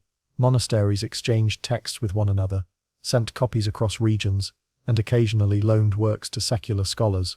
A manuscript could travel hundreds of miles, bridging distant communities and connecting ideas. This circulation fostered an early informal scholarly network that anticipated the universities, printing presses, and libraries of later centuries. In essence, medieval scribes were building a knowledge infrastructure centuries before modern technology made such networks easy to maintain. Illuminated manuscripts, while often seen as purely decorative, also played a critical functional role. Illustrations and visual annotations helped readers understand complex concepts, particularly in scientific or theological texts. Marginalia sometimes included summaries, interpretations, or mnemonic devices, guiding readers through dense material. These enhancements, subtle though they were, demonstrate that medieval preservation was not passive replication. It involved active interpretation and communication, ensuring that knowledge could be understood and applied in practical ways. In this sense, each manuscript represents a collaboration across generations: the original author, the copying monks, and the future readers who would use the text. Yet the labor was never without risk or imperfection. Manuscripts could be lost, damaged, or miscopied. Ink could fade, parchment could rot, and marginal notes could introduce errors or biases. Some texts were preserved more successfully than others, and much knowledge undoubtedly vanished despite the monks' best efforts. This uncertainty underscores the fragility of human knowledge.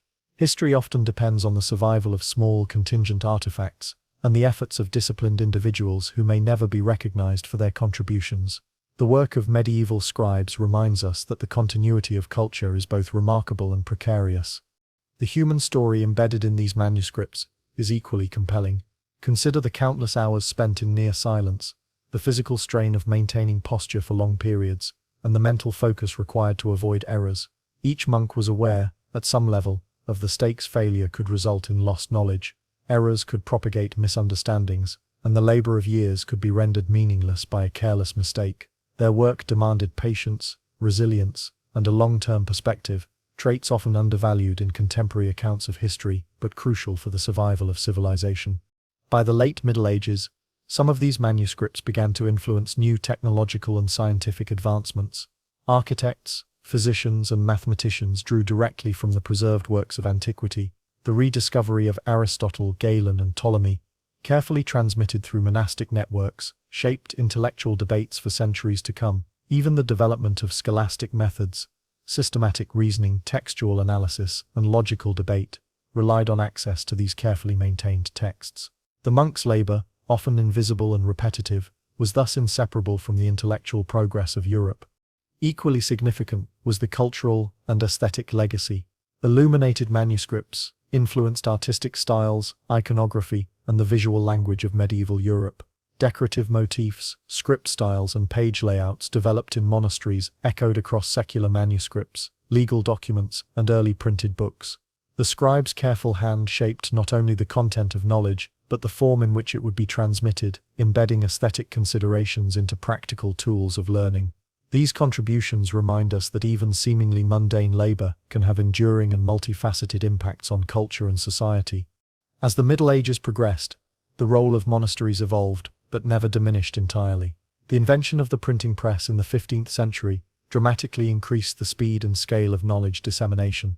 Yet the surviving manuscripts remained invaluable sources for comparison, correction, and study. Scholars relied on centuries-old copies to verify texts, track changes, and reconstruct lost works. In this way, the repetitive labor of monastic scribes continued to resonate long after the original hands had grown stiff and weary, a testament to human persistence and foresight. Reflecting on this history, it becomes evident that the work of these monks embodies a principle that transcends time: the significance of consistent, meticulous, and often uncelebrated labor. Civilization does not rely solely on grand events, battles, or political triumphs. It relies on the quiet diligence of individuals committed to continuity and care. The scribes' patience, attention to detail, and resilience under difficult conditions ensured the survival of knowledge that would shape generations, proving that even the most monotonous labor can have profound consequences. The story of these monastic scribes also invites reflection on our own contemporary assumptions about work, progress, and recognition.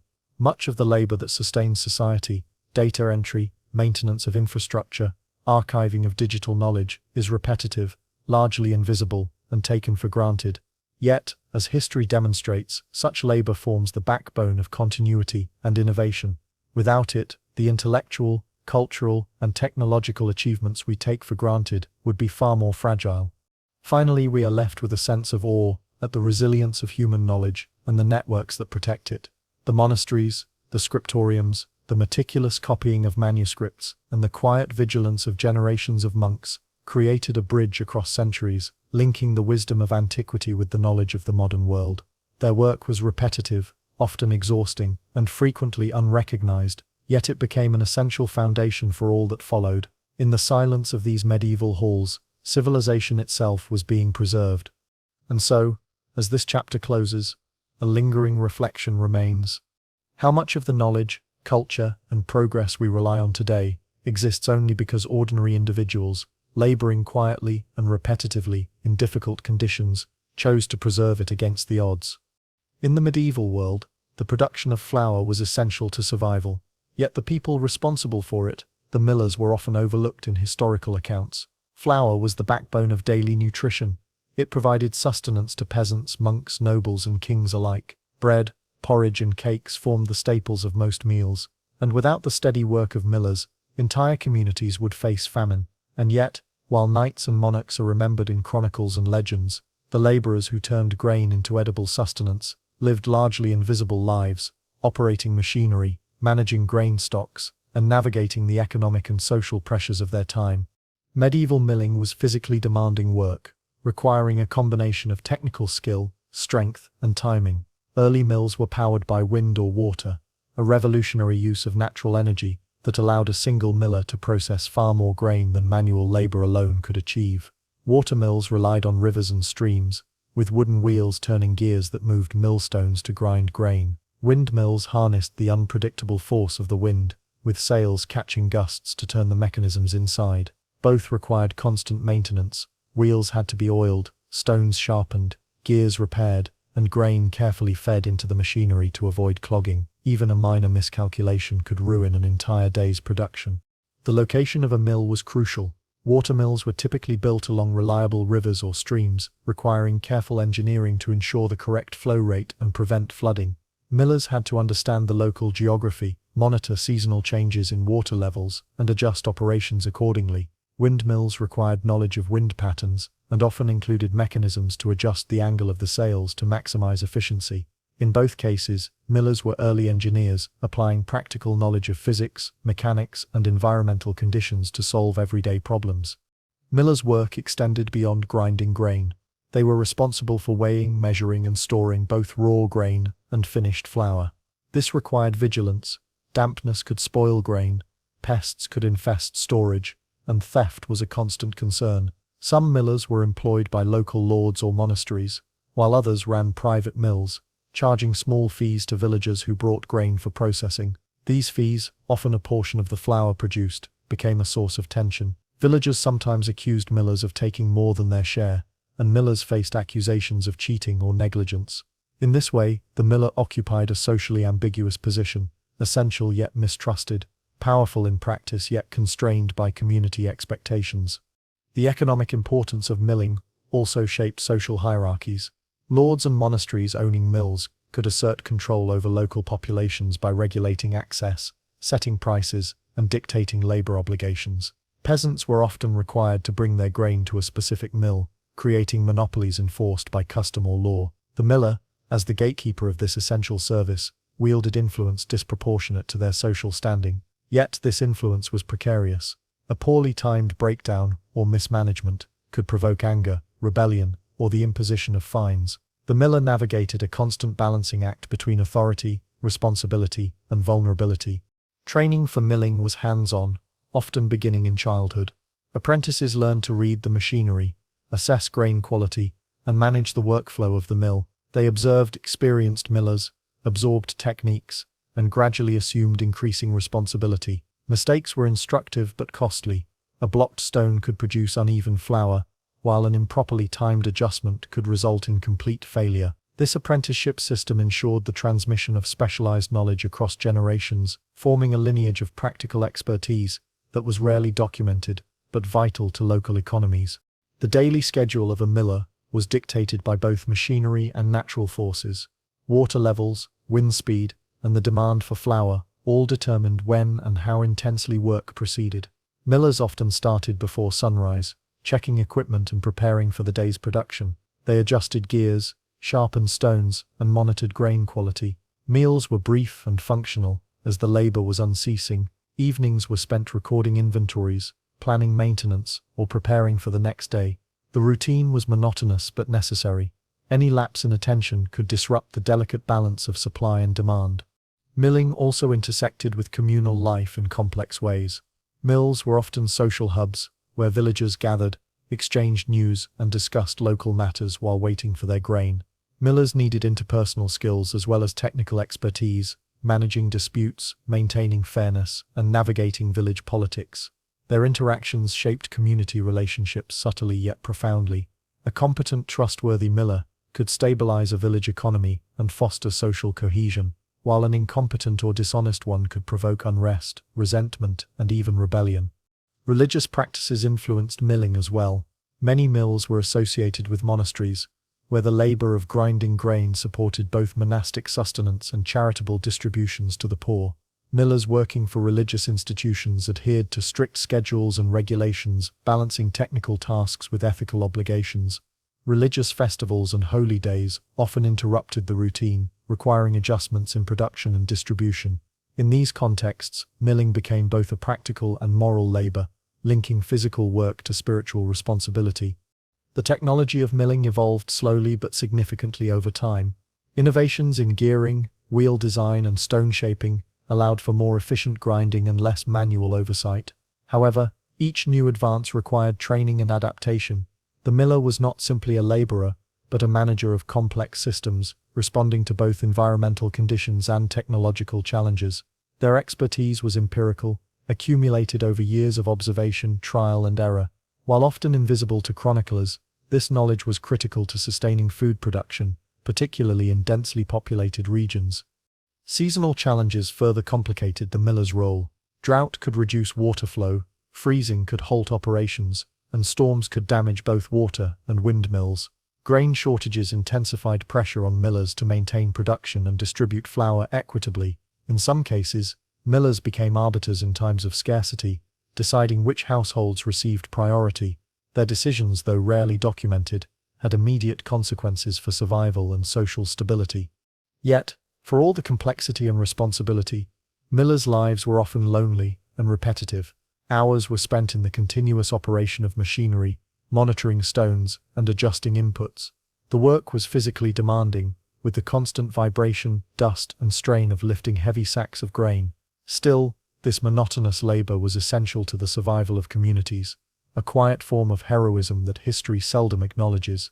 Without millers, the most basic staple, bread, would have been in short supply, threatening nutrition, health, and stability. By the end of this first section, it becomes evident that medieval millers were both technically skilled and socially pivotal. Their labor was repetitive and often physically taxing, yet it underpinned the survival of entire communities. They navigated a delicate balance of technical skill, social diplomacy, and moral responsibility, ensuring that grain was transformed into flour efficiently, fairly, and sustainably. Their expertise, though rarely recorded in history books, was critical to the daily functioning of medieval life. And so, as you consider the quiet power of these individuals, the continuous turning of millstones, and the dusty rhythm of flour production, a question emerges to linger in your mind. How much of medieval survival, and by extension, history itself, depended on these seemingly invisible hands, turning grain into sustenance while the rest of the world marched on with battles, politics, and grand events? The life of a medieval miller, as it turns out, was a delicate balancing act between labor, economics, and human relations. Once a miller had mastered the mechanics of grinding grain efficiently, their focus shifted to managing supply, distribution, and the expectations of the community. Flour was not a luxury, it was essential. The stakes were high, a delay in production could lead to empty loaves, dissatisfied villagers, and even civil unrest. Unlike the dramatics of courtly intrigue or battlefield glory, the consequences of mismanaged milling were subtle but immediate, tangible in the daily survival of ordinary people. In villages across Europe, millers often served as intermediaries between peasants and local lords. Lords typically owned the mills, granting millers operational authority in exchange for a portion of the produce, a fee, or other forms of payment. The miller's income depended on efficiency and fairness. Too much of the grain retained as payment would provoke resentment. Too little risked economic loss for the mill owner. In many ways, millers functioned as early bureaucrats, tasked with enforcing economic rules, tracking measurements, and negotiating conflicts. Their judgment and honesty were constantly under scrutiny. The technical precision required in milling was matched by social skill. Villagers brought grain of varying quality, moisture content, and contamination. Some sacks contained stones, chaff, or other debris that could damage the millstones if not carefully inspected. A skilled miller knew how to identify and separate these impurities, safeguarding both the machinery and the resulting flour. In addition, millers had to accommodate special requests, grinding grain at specific coarseness for bread versus porridge, processing larger quantities for feasts, or storing flour for future use. Each decision required judgment honed through years of practice. Seasonal variation imposed another layer of complexity. During harvest, mills were inundated with grain, requiring long hours and constant vigilance. Mistimed operation could overload the system, causing stones to overheat or mechanisms to jam. In winter, frozen water or calm winds could halt production entirely, forcing reliance on stored grain or transported flour from neighboring regions. Millers were acutely aware of the precarious nature of supply chains, understanding that their efficiency, or lack thereof, could influence the community's survival for weeks or months. The economic and social dimensions of milling often intersected with moral and religious expectations. Many mills were under the control of monasteries, whose moral authority influenced not only the management of production, but also the ethical conduct of millers. A monk or miller operating a monastic mill was expected to act fairly, avoid exploitation, and sometimes even provide flour to the needy as an act of charity. The miller's role, therefore, extended beyond mere mechanics. It was a position with ethical obligations intertwined with practical duties. Community perception mattered greatly. A miller who appeared greedy or careless risked social censure, or worse, even if technically competent. Apprenticeship remained central to the continuity of milling knowledge. Young villagers, or the children of millers, often began training in adolescence, gradually acquiring the technical and social skills necessary to operate a mill independently. Learning involved observation, repetition, and incremental responsibility. Novices learned to adjust the millstones, repair gears, assess grain quality, and manage interactions with villagers. Even minor mistakes were instructive, reinforcing lessons about patience, foresight, and the interdependence of mechanical, environmental, and social systems. Milling technology evolved slowly, and millers were at the forefront of innovation within their communities. They experimented with gear ratios, stone composition, and water wheel designs to optimize efficiency. Some mills incorporated multiple pairs of millstones to handle different grains simultaneously. Others included sifting mechanisms to separate bran from flour, producing finer quality for bread or coarser grain for animal feed. These improvements required both observation and creativity, demonstrating that even in routine work, human ingenuity played a crucial role in sustaining life. Despite technological advancements, millers' work remained physically demanding. Hauling sacks of grain, monitoring rotating machinery, and repairing heavy components required strength and stamina. Dust-filled air could aggravate respiratory issues, and the repetitive motion of shoveling and feeding grain posed long-term physical strain. Many millers worked from sunrise to sunset, often with few breaks. The labor was relentless but indispensable, forming a rhythm that mirrored both the cycles of nature and the demands of the community. Conflict over milling was inevitable. Villagers, aware of the miller's authority, sometimes challenged fees or accused millers of theft. Millers could face sabotage, threats, or public censure. Local authorities occasionally intervened to resolve disputes, issuing fines or decrees to ensure fairness. These tensions highlight the miller's unique social position, essential for survival, empowered by technical skill, but constantly navigating distrust and social pressure. Success required a blend of mechanical expertise, diplomacy, and ethical judgment. Mills themselves were often landmarks of the medieval landscape. Physically and socially, a windmill perched on a hill or a watermill, nestled along a river, signaled the community's capacity for self-sufficiency. The sound of grinding stones became a daily rhythm for villages, punctuating prayer times, meals, and work schedules. The miller's labor, though physically confined to the mill, resonated through the village, connecting machinery, commerce, and daily life. The mill served as both a literal and symbolic center of community resilience. Religious practices also shaped milling schedules and responsibilities. Holidays, saints' feast days, and monastic observances could interrupt routine operations. In some cases, flour or grain was set aside for ceremonial purposes, requiring careful management to balance ritual obligations with everyday demand. Millers working for monasteries or religious authorities faced additional oversight, with their performance evaluated not only in practical terms but also in moral and spiritual dimensions. This integration of labor and ethical accountability reflects the broader medieval understanding that work was intertwined with duty, both to human society and to God. As the medieval period progressed, the social and technological frameworks of milling began to influence broader economic systems. Efficient mills supported surplus production, enabling trade and contributing to urban growth. Towns developed around key mills, and some millers accrued wealth and influence disproportionate to their apparent social status. The work of turning grain into flour was no longer merely local labor, it had regional consequences, linking villages, markets, and consumers across distances. The miller's expertise became a crucial node in the medieval economy, connecting production, distribution, and social cohesion. By the end of this section, it is clear that the miller's labor extended far beyond the mechanical act of grinding grain. It involved the management of resources, ethical decision-making, social negotiation, technical problem-solving, and adaptation to environmental and seasonal challenges. The miller operated at the intersection of survival, economy, and community stability, a role that demanded both skill and resilience. Their work, repetitive and often invisible, was nonetheless central to the endurance of medieval society.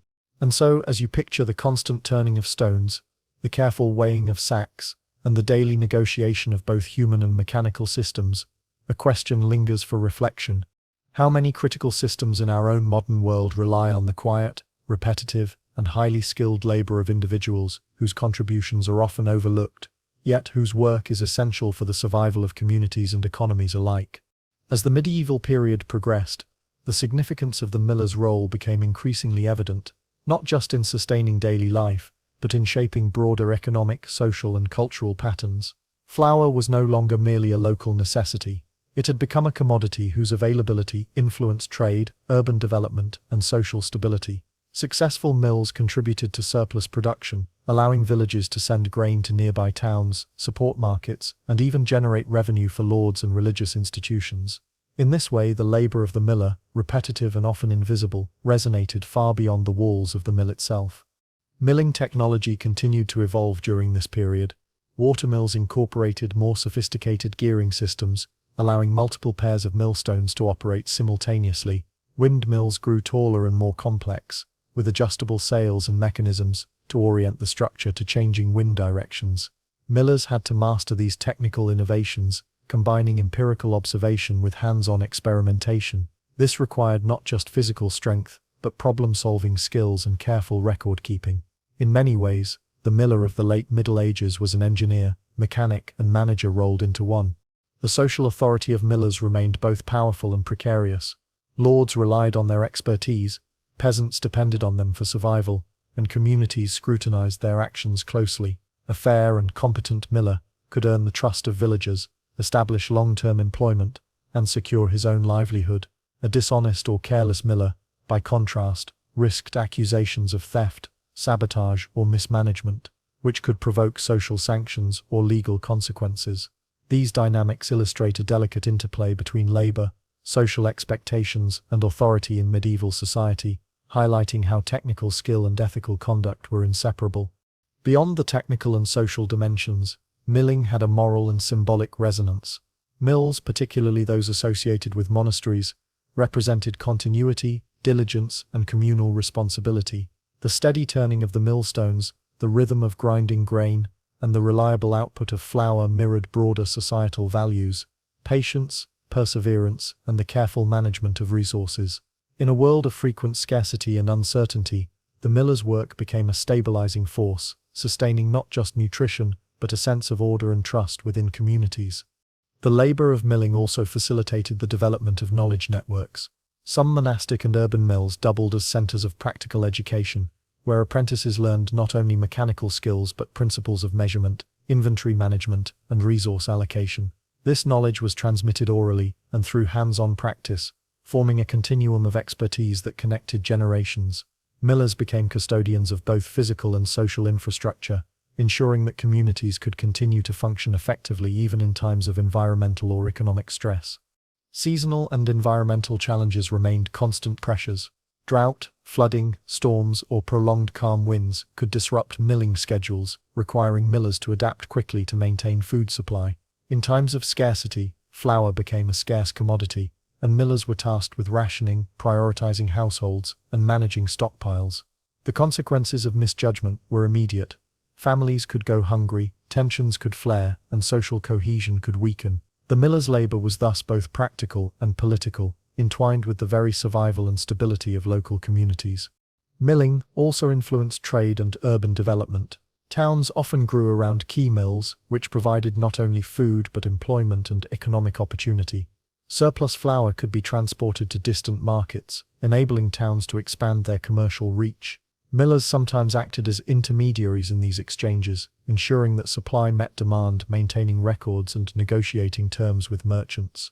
Their work linked the village, the town, and the broader regional economy, demonstrating how a seemingly mundane labor could have ripple effects across society. Religious institutions maintained a significant presence in milling. Monastic mills often set standards for fair practice, moral accountability, and quality control. Monks might oversee operations, ensure ethical pricing, or allocate surplus flour for charitable purposes. The moral dimension reinforced social stability, as the miller's work became not only an economic necessity, but a moral obligation.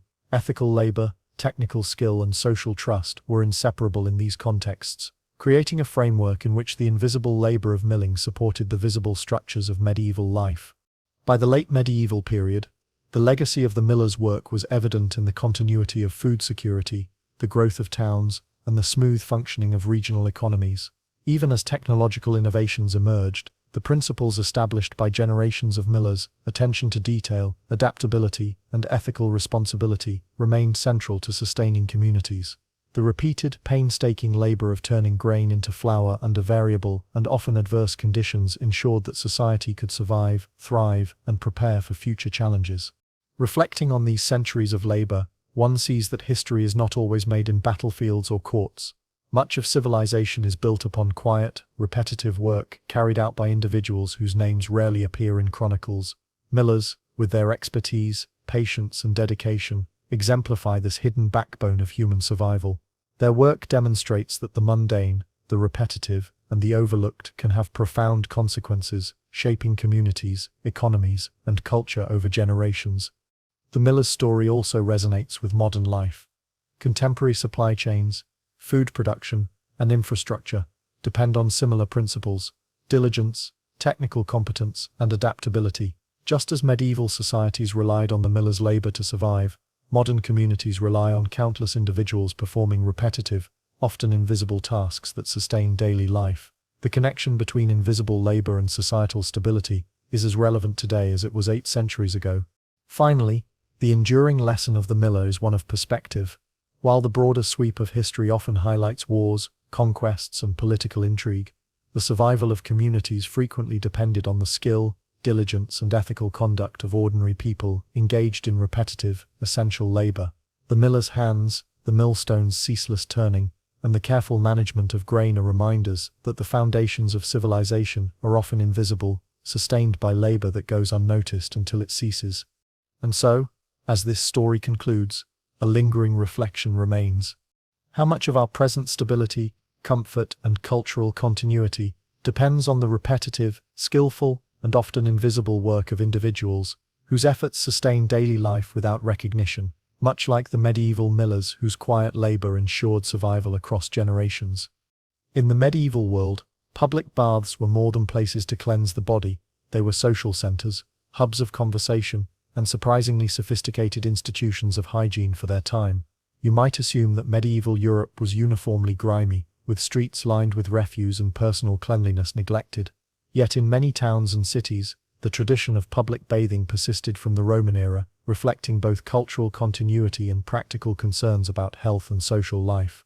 These baths were free or inexpensive in most communities, available to ordinary citizens as part of civic infrastructure, often supported by local authorities, guilds, or religious institutions. Public baths varied widely in scale and sophistication. Some were simple wooden structures over natural springs or rivers, while others resembled miniature versions of Roman thermae, complete with hot and cold pools, changing rooms, and intricate heating systems. Water management was crucial. Bathhouses relied on wells, aqueducts, rivers, or cisterns, and staff meticulously maintained cleanliness and flow. Bath attendants, often trained in local water systems, handled tasks ranging from heating water to cleaning the pools and maintaining modesty partitions. The infrastructure required continuous oversight, demonstrating a level of organization that belied common assumptions about medieval hygiene. For citizens, visiting the bath was a daily or weekly routine that extended beyond washing. People socialized, exchanged news, and conducted business, much as one might in a modern cafe or community center. Bathhouses were spaces of interaction between social classes, though not entirely egalitarian. Wealthier patrons might pay for private rooms or superior amenities, while commoners used communal pools. Despite these differences, the essential function remained the same, maintaining health, social cohesion, and a sense of civility in urban life. Baths were integral to the rhythm of the town, marking time through their availability and regulated schedules. Bathing itself was a careful practice. Water temperature was controlled to avoid scalding or chilling, and attendants guided the process to ensure thorough cleansing. Many bathhouses offered additional services, massages, scrubbing, and herbal treatments. The use of scented oils, soaps made from animal fats or plant ashes, and exfoliating tools was common. While hygiene today may seem basic, medieval bathers demonstrated sophisticated understanding of water, skincare, and circulation, reflecting an often overlooked intersection of science, practicality, and cultural norms. Interestingly, public baths were also sites of medical practice. Physicians occasionally recommended bathing as treatment for certain ailments, and local communities recognized its role in preventing disease. Bathhouses were believed to improve circulation, cleanse the skin of impurities, and promote general health. Some bathhouses even contained small libraries of medicinal herbs, remedies, and instructions for care, blending hygiene, therapy, and education. In this sense, bathing was not a purely recreational activity, it was a practical, socially sanctioned form of preventive medicine, long before germ theory would emerge to explain its efficacy scientifically. The administration of bathhouses required careful oversight. Town councils or guilds frequently managed operations, enforcing schedules, cleanliness, and acceptable behavior. Rules prohibited mischief, inappropriate interactions, or overuse of facilities. The enforcement of these rules demanded attention to detail and constant vigilance, much like modern public health oversight. Staff and attendants were responsible not only for maintaining the physical space, but for fostering an environment of civility, ensuring that social interactions remained orderly and that the baths fulfilled their intended purpose for all citizens. Bathhouses were also surprisingly technologically advanced. Heating systems, especially in larger establishments, used hypocaust-like mechanisms adapted from Roman designs. Water was channeled through flues or pipes, allowing for hot water to reach multiple rooms and pools simultaneously. Some baths even featured rudimentary filtration systems to remove debris, demonstrating that medieval engineers were capable of sophisticated hydrological management. These technological achievements are easy to overlook, but reflect a combination of ingenuity, practical knowledge, and careful observation of natural forces, applied to daily life in the service of health and social organization. Despite their advantages, public baths faced recurring challenges. Overcrowding could lead to disputes, and water shortages could disrupt schedules. Hygiene, while relatively advanced, was not perfect. Shared pools sometimes facilitated the spread of skin infections or other illnesses. Moreover, societal attitudes fluctuated. Periods of moral scrutiny or religious influence occasionally cast bathhouses in a negative light, associating communal bathing with licentious behavior or moral laxity. Authorities had to navigate this tension, balancing the health and social benefits of bathing with perceived risks to public morality. Economics played a subtle but important role. While many baths were free, some operated on a modest fee system, particularly private or elite areas. Charging for access introduced the potential for conflict. A formerly free service could provoke outrage if suddenly monetized, and disputes could arise over fairness or preferential treatment. This dynamic highlights a recurring tension in medieval life, the balance between communal benefit economic sustainability, and individual access. Bathhouses illustrate how essential services could shift from public good to economic commodity, a theme that resonates through many aspects of history. Cultural practices also influence the experience of bathing. Gender separation, rituals of cleanliness, and social etiquette shaped how individuals interacted within the bathhouse. Men and women often used facilities at different times or in separate spaces, while rituals for entering and exiting pools emphasized modesty and hygiene. Some communities incorporated seasonal festivals or therapeutic regimens, blending bathing with local customs, religious observances, or communal celebrations. In this way, the bathhouse functioned as a microcosm of medieval civic life, combining practical utility, social interaction, and cultural expression. By the end of this first section, it is clear that medieval public baths were far more than rudimentary pools of water. They represented the intersection of hygiene, social structure, technology, and culture. Staff managed sophisticated systems of heating, water distribution, and sanitation while facilitating social order, ethical behavior, and preventative health practices. These facilities, often free or widely accessible, were essential to urban life, underscoring how ordinary practices, washing, socializing, attending to health, shaped the daily rhythms and resilience of medieval communities. And so, as you imagine the sound of flowing water, the hum of conversation, and the subtle scent of herbal oils in these bustling public baths, a question lingers to provoke curiosity and reflection. What might have happened to public health, social cohesion, and the collective knowledge of hygiene if these bathhouses had vanished entirely, or worse, if they had been suddenly monetized and restricted by one ambitious or greedy individual? As public baths continued to thrive throughout the medieval period, they became more than centers for hygiene. They evolved into complex social and economic institutions that reflected the values, tensions, and ingenuity of their communities.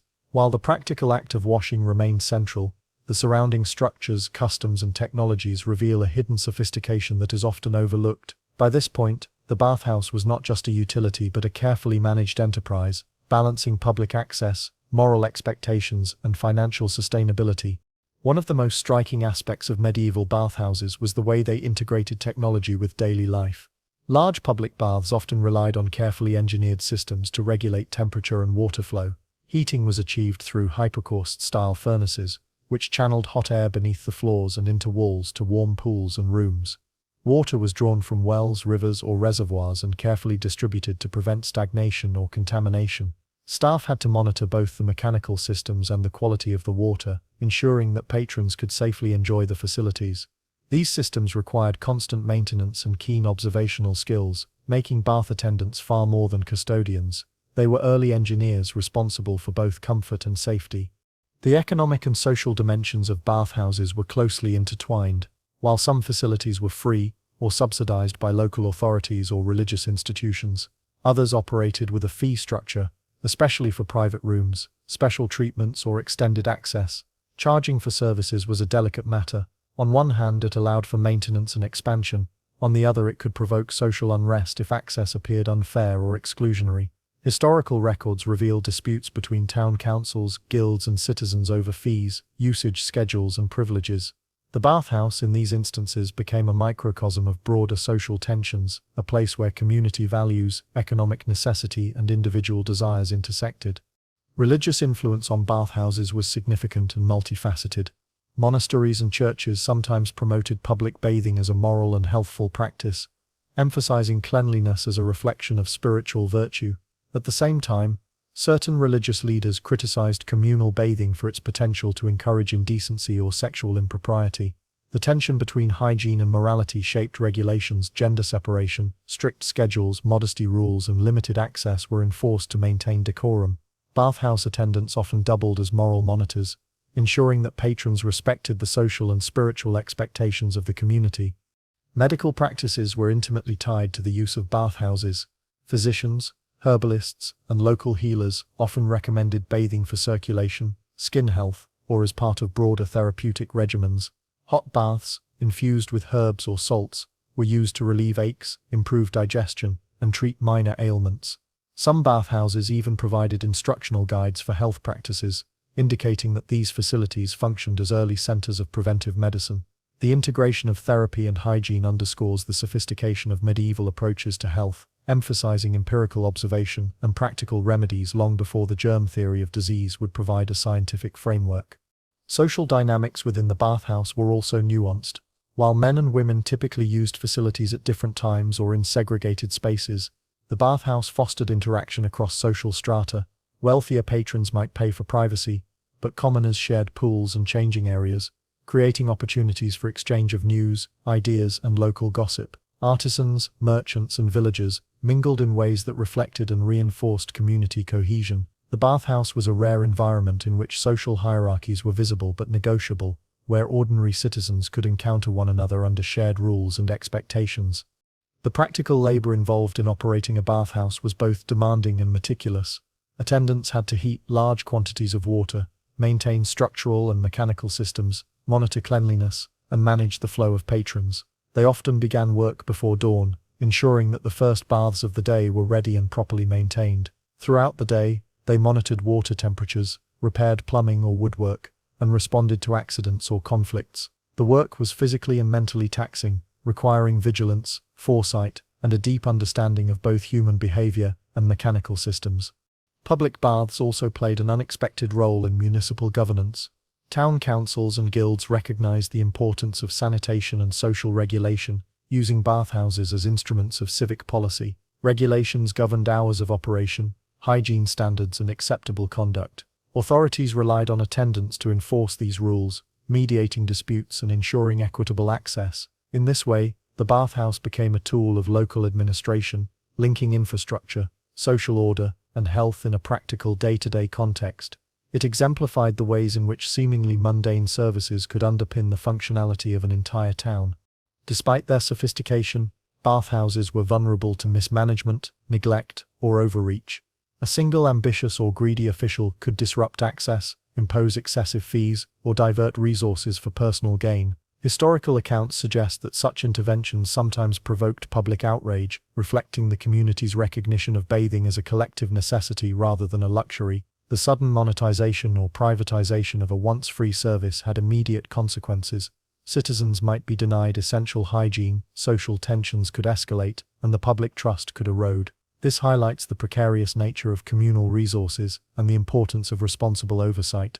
Seasonal and environmental factors continued to influence bathhouse operations. Winter posed challenges for heating, while drought could limit water availability. Bath attendants had to anticipate these changes, adjust schedules, ration water, and communicate clearly with patrons. The combination of technical skill, physical labor, and social mediation was essential for sustaining both the facility and the community's health. Bathhouses were thus living systems, responsive to natural cycles, human needs, and administrative constraints. By the mid to late medieval period, the public bath had become more than a utility. It was a cultural institution. Its influence extended to urban planning, medical practice, social interaction, and technological innovation. Communities relied on the careful management of these facilities to maintain health, cohesion, and civic order. The repetitive, largely invisible labor of attendants ensured that towns could function smoothly, highlighting the critical role of seemingly ordinary workers in sustaining social infrastructure. As this second section concludes, the pattern becomes clear. Medieval bathhouses were hubs of technical, social, and moral activity, sustained by repetitive labor, careful planning, and communal oversight. They remind us that human survival and social order often depend on systems that operate quietly in the background, unnoticed until disrupted.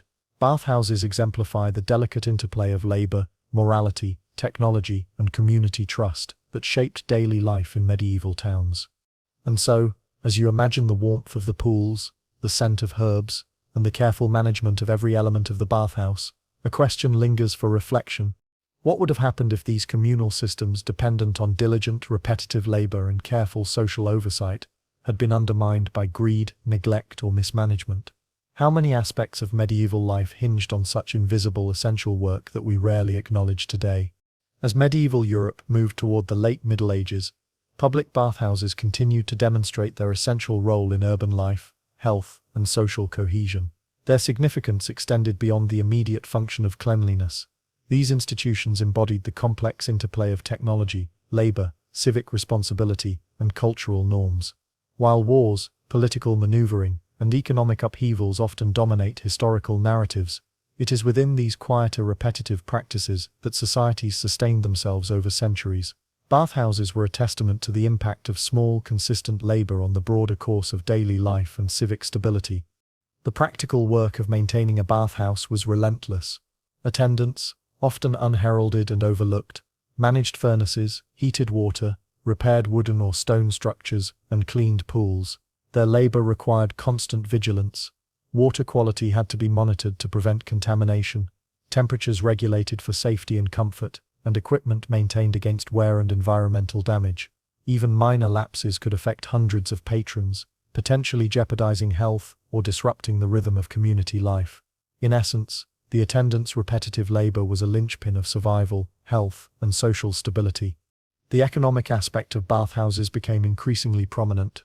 While many facilities remained free or subsidized, some bathhouses implemented fees for extended or private access.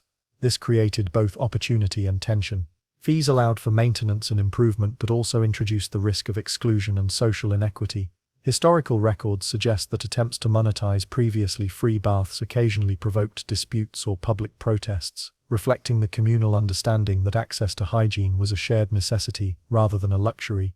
The management of such resources required careful planning, ethical judgment, and attention to fairness, illustrating the subtle power of those overseeing daily life. Technological sophistication was another hallmark of these institutions. Many bathhouses employed advanced heating systems derived from Roman hypocaust designs, channeling warm air beneath floors and through walls to maintain temperature. Some facilities featured rudimentary filtration to reduce debris, while others managed water flow with complex channels and reservoirs. Staff had to combine observation, experience, and improvisation to keep these systems functioning efficiently. These mechanical challenges, combined with social oversight, created a dynamic environment where technical skill and human judgment were equally essential. Bathhouses also played a therapeutic role in medieval society. Physicians recommended bathing to improve circulation, alleviate pain, and prevent illness. Pools infused with herbs or salts were believed to possess curative properties. Bathhouses sometimes included specialized treatments such as scrubbing, massage, or even exposure to steam, reflecting an empirical understanding of health, long before modern medical science could explain the benefits. In this way, the bathhouse served as a hybrid institution, combining hygiene, therapy, and public welfare, with attendants acting as intermediaries between technology, medicine, and social order. Social dynamics within bathhouses were complex. Patrons ranged across class lines, from merchants and artisans to peasants and occasional nobility. Rules governing behavior, modesty, and access maintained decorum, but interactions within these spaces allowed for information exchange, networking, and social integration. Bathhouses were not just places of physical cleansing, they were arenas where the social fabric was negotiated, tested, and reinforced. Attendants, therefore, performed an invisible but essential role as facilitators of civility, arbitrating disputes and maintaining social harmony. Religious oversight and moral scrutiny continued to shape bathhouse culture. Many communities relied on clergy or monastic authorities to guide ethical behavior within the baths. Gender segregation, regulated schedules, and codes of conduct reflected a careful balancing act, promoting health and social engagement while avoiding perceived moral lapses. These rules required enforcement, creating a labor layer that extended beyond mechanics and hygiene into the realm of social ethics. Attendants became mediators between public need and religious or civic expectations, blending practical competence with moral responsibility. Environmental and seasonal factors added another layer of complexity. Winter months demanded increased heating, careful management of water sources, and strategic scheduling. Droughts or contamination events could disrupt operations entirely. Successful bathhouses depended on foresight, adaptability, and the ability to maintain service under variable conditions. This required meticulous attention to detail, constant observation, and a deep understanding of both natural cycles and human behavior. The seemingly repetitive tasks of heating, cleaning, and maintaining the baths were therefore far from trivial. They were essential for sustaining life and social cohesion. Perhaps most striking is the resilience and adaptability of these institutions. Despite political upheaval, economic fluctuations, and occasional moral condemnation, bathhouses persisted for centuries. They evolved in response to changing urban demands, technological innovations, and cultural shifts. Their survival depended on the repetitive, invisible labor of attendants who ensured that water flowed, fires burned, and rules were enforced.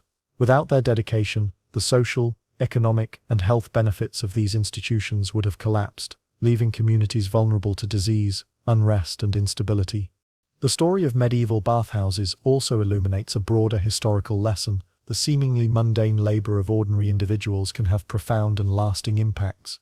Wars may redraw borders, monarchs may pass into legend, and treaties may be signed, but the smooth functioning of daily life relies on consistent, often invisible work. Bath attendants maintained hygiene, facilitated social interaction, and supported health systems, functions that were indispensable, yet rarely recorded in annals. Their contribution underscores the interconnectedness of human survival, social order, and civic responsibility.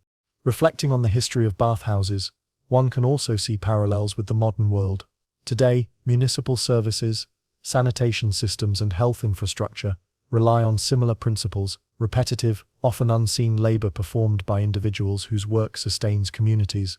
The medieval bathhouse provides a lens to appreciate the continuity of this principle across centuries. Societies flourish not solely through grand events, but through the steady, methodical maintenance of essential systems, where technical skill, ethical oversight, and persistent labor converge. As this story draws to a close, the legacy of medieval bathhouses becomes evident. They exemplify the quiet, cumulative power of routine labor, social negotiation, and technological competence. They remind us that civilization depends on structures and individuals whose significance is often invisible until disrupted.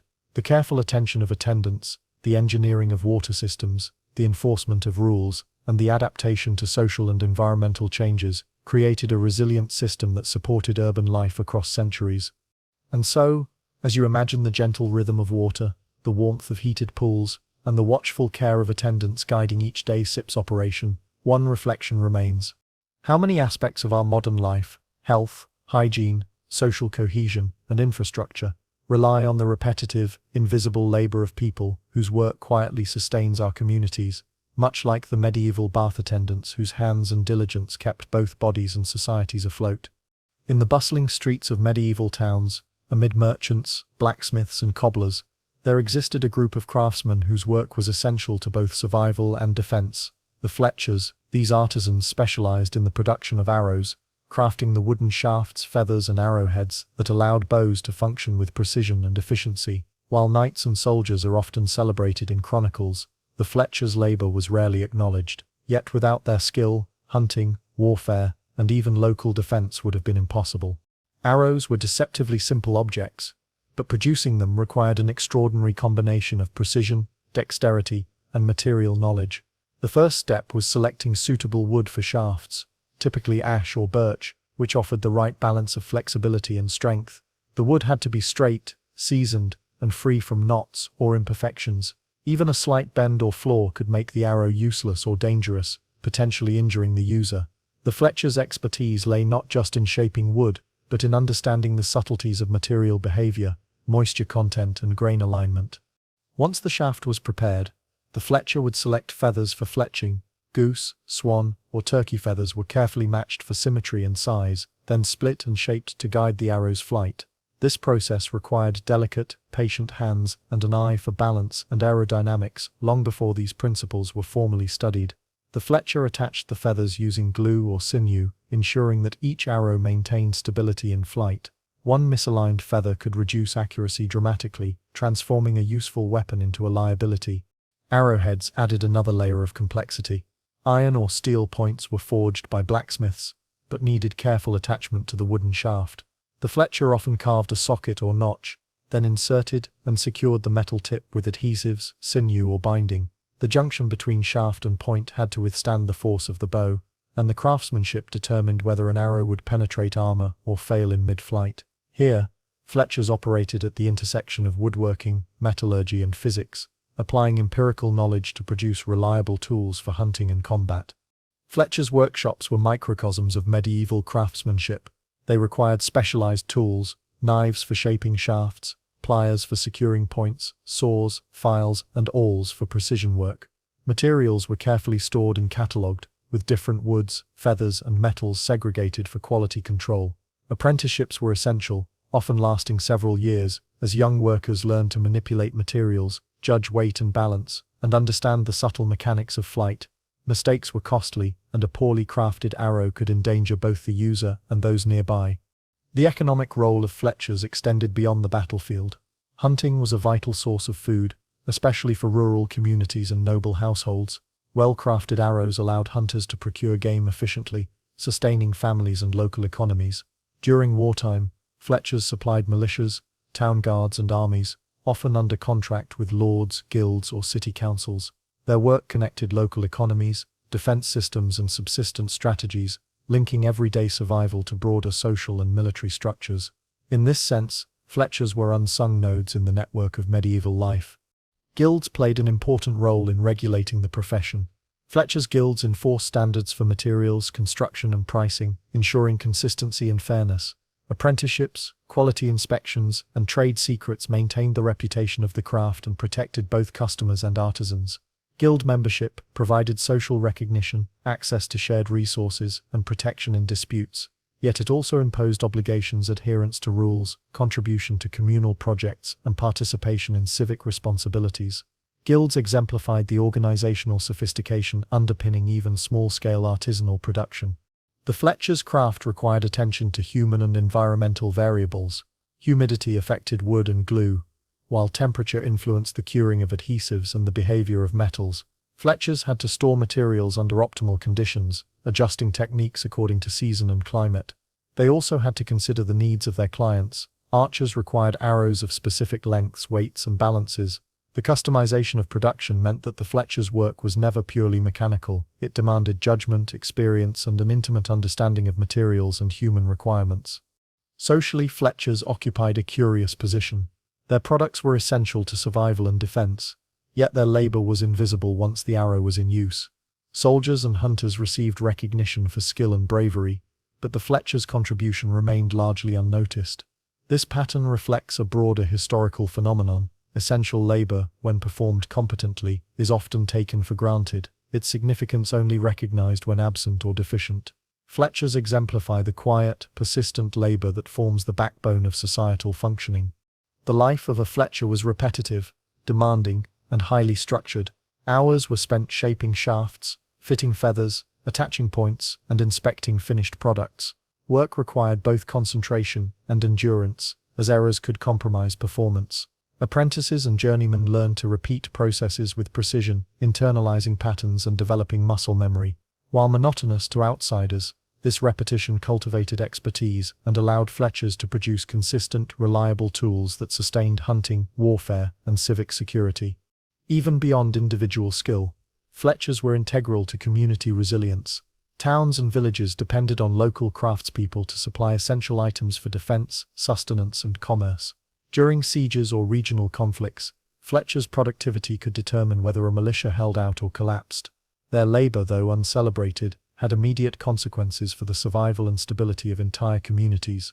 The fletcher's work exemplifies the hidden dependencies in medieval life, where quiet, meticulous effort underpinned both ordinary and extraordinary events.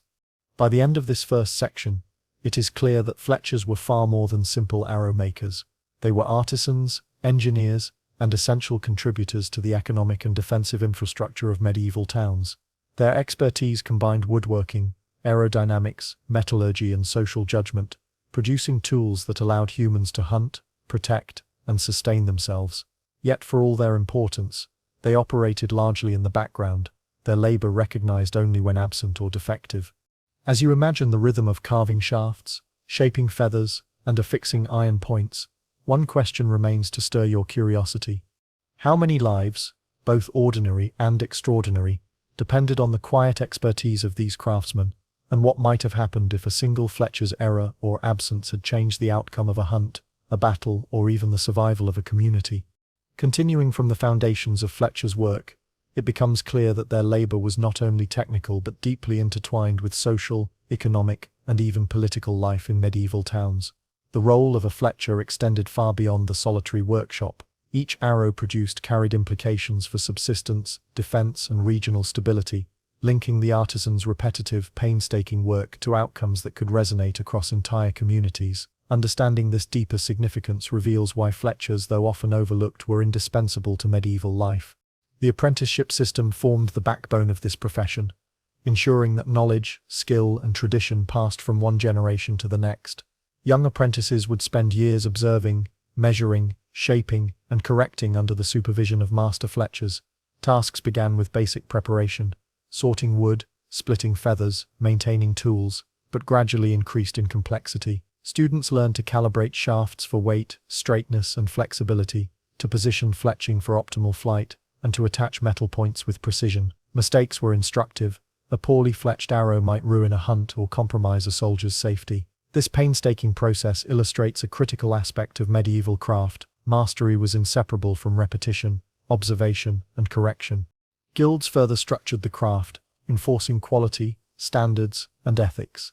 Membership was often required to practice professionally, and guilds maintained oversight through inspections and regulated production. Fees, disputes, and apprenticeships were managed collectively, creating a system that balanced individual skill with community trust. Guilds also had social and ceremonial functions, processions, patronage of local churches, and support for members in times of illness or financial hardship. In this way, Fletcher's work was embedded in a broader network of communal responsibility, reflecting how technical skill intersected with social cohesion.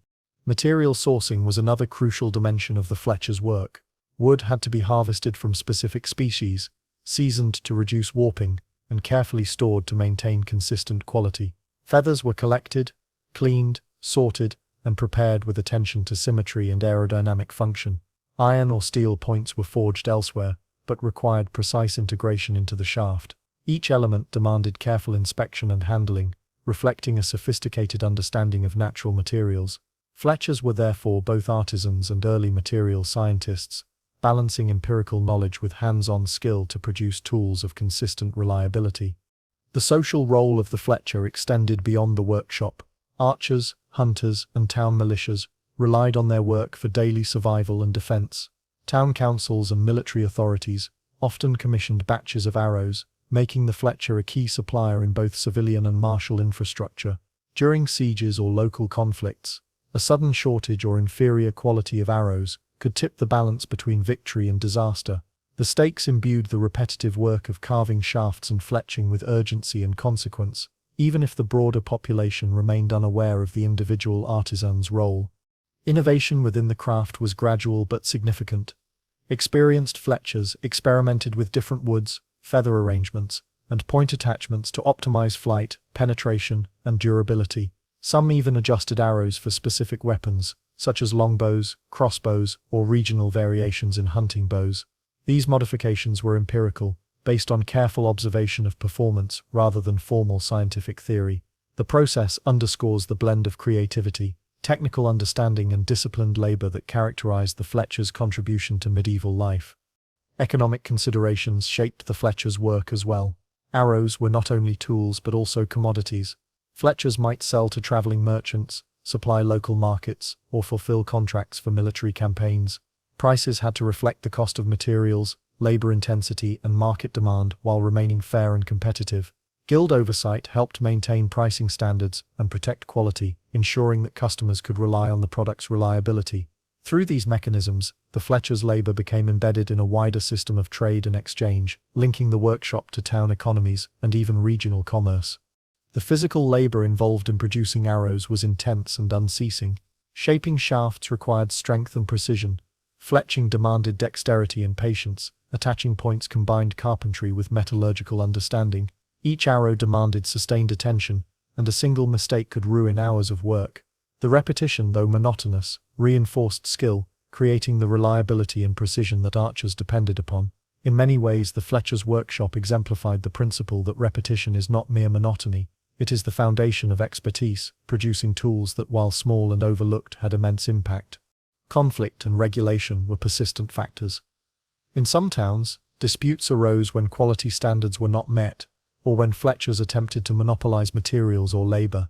Guilds and councils mediated these conflicts, ensuring fairness and consistency. These mechanisms highlight an important principle. The value of the Fletcher's labor was both technical and social. The skillful crafting of arrows was inseparable from the ethical and administrative structures that maintained trust in the community. A Fletcher's error, laziness, or dishonesty could have immediate repercussions, making oversight and accountability integral to the craft. Finally, The Fletchers' work was deeply tied to survival. Hunting provided food, local militias provided protection, arrows were central to both. The labor of these artisans, repetitive and unseen by most, determined whether families ate, towns defended themselves, or conflicts escalated. Yet their contribution was almost entirely invisible in historical records, overshadowed by the deeds of knights, rulers, and armies. Understanding the Fletchers' role requires shifting focus from spectacle to subtlety, from heroic narrative to quiet, essential labor. By the conclusion of this section, the intricate web surrounding Fletcher's work is evident. They were artisans, engineers, supply managers, and community dependents, all at once. Each arrow required repeated, skilled action. Each batch connected to hunting, defense, and commerce. Each workshop embedded within guild structures and civic regulations. These ordinary individuals, often unrecognized, ensured that medieval towns functioned, defended themselves, and survived in an uncertain world. As you envision rows of carefully fletched arrows, the rhythmic scraping and carving of shafts, and the measured placement of feathers, one question lingers to stimulate reflection. How many aspects of human survival, both in medieval times and today, depend on the quiet, repetitive, and skilled labor of people whose contributions are rarely acknowledged until their absence creates immediate consequences? As the medieval period progressed, the quiet significance of Fletcher's labor became ever more apparent. While armies clashed and rulers negotiated power, it was the repetitive, meticulous work of arrow makers that often determined the success or failure of survival, defense, and subsistence. The Fletcher's craft, hidden in small workshops, was as critical to medieval life as any battlefield strategy, yet it rarely appeared in chronicles or public memory. Understanding their work allows us to see how the survival of communities depended on skill, patience, and precision, often performed under pressure and largely unnoticed. The final stage of arrow production, the inspection and finishing, was as important as any earlier step. Fletchers had to test straightness, weight, and balance, sometimes using makeshift bows to evaluate performance. Each arrow was assessed for imperfections that could compromise its flight. The alignment of the fletching, the straightness of the shaft, and the secure attachment of the point were all critical. Errors could have immediate consequences. A misaligned arrow might miss its target while hunting, or fail to penetrate in combat, endangering the archer and allies. This layer of quality control underscored the responsibility resting on the Fletcher's shoulders. The artisan's work was repetitive, painstaking, and high stakes. The social importance of the Fletcher extended to both civilian and military spheres. Hunting was a major source of food and income for towns and noble estates. A skilled Fletcher ensured that hunts were efficient, producing arrows capable of taking down game with accuracy and reliability. Simultaneously, town militias and armies depended on consistent arrow supply. In periods of conflict, Fletchers were called upon to produce large quantities quickly, often under pressure, and their output could directly affect the outcome of skirmishes, sieges, or defensive maneuvers. One small workshop, operating diligently, could influence events far beyond its walls. Guilds remained central to the profession, providing structure, oversight, and social recognition. Membership required adherence to standards, participation in training, and sometimes engagement in civic obligations. Guilds monitored quality, resolved disputes, and maintained the reputation of the craft, ensuring that the community could trust the Fletcher's output. The combination of technical skill, social accountability, and economic regulation illustrates how medieval crafts were embedded in networks of trust and responsibility. A Fletcher's success was inseparable from the broader social and civic framework supporting the trade. The repetitive nature of the work reinforced both skill and community stability. Carving shafts, fletching feathers, and securing points might appear monotonous, but this repetition cultivated mastery, muscle memory, observational acuity, and empirical knowledge of materials accumulated over years of practice. This repetition also ensured that communities could rely on consistent output, with arrows performing predictably in both hunts and conflicts. It is in this unseen labor, daily, repetitive, precise, that medieval towns maintained resilience and preparedness. Environmental challenges added additional layers of complexity. Wood and feathers were sensitive to humidity and temperature. Iron points could rust or warp if improperly stored. Fletchers had to anticipate seasonal variations, adjusting storage and handling practices. Material shortages could demand innovation, improvisation, or rationing. Their skill lay not only in crafting arrows, but in managing a living supply chain, balancing natural conditions with the practical demands of their patrons. In this sense, the Fletcher was simultaneously artisan, engineer, and logistics manager. Perhaps most striking is the invisible network created by these artisans. Each arrow produced in a workshop could travel hundreds of miles, hunting in rural estates, defending towns, or equipping soldiers for regional campaigns. The work of one Fletcher could ripple across communities, sustaining life and enabling security far beyond the immediate vicinity. Yet this labor remained largely unrecorded, highlighting a broader pattern in history. Essential work is often invisible until it fails. Fletchers remind us that the continuity of human life often relies on the skill and diligence of people whose names are never celebrated. The legacy of Fletchers also provides insight into the broader dynamics of medieval economy and survival. Their craft connected natural resources, technical skill, and human need in a system that demanded precision, trust, and reliability. Communities flourished when arrows flew true, hunts yielded food, and militias were adequately armed. Conversely, failure or mismanagement could jeopardize survival, revealing how intertwined labor, technology, and society were. The Fletcher's workshop, though small, embodied principles that remain relevant today: expertise cultivated through repetition, accountability within a social framework, and the reliance of larger systems on seemingly ordinary work. As you imagine the rhythmic carving of shafts, the precise alignment of Fletchers, and the careful attachment of iron points, consider the broader implications. Every arrow was an intersection of nature, skill, and human survival. Behind the apparent simplicity of a small shaft with feathers and a metal tip lay decades of knowledge, countless hours of meticulous labor, and the quiet coordination of communities relying on the reliability of the Fletcher's craft. This labor was repetitive, often unseen, yet profoundly consequential. Reflecting on the Fletcher's story, one sees a recurring theme in history. The survival and functioning of societies often depend on repetitive, skilled, and invisible labor. Just as knights depended on their arrows, towns depended on their Fletchers, and ordinary families relied on these craftsmen to hunt and protect. Their work exemplifies how small, careful, and persistent acts shaped the fate of communities, long before fame or recognition enters the historical record. And so, as the story concludes, a lingering reflection emerges.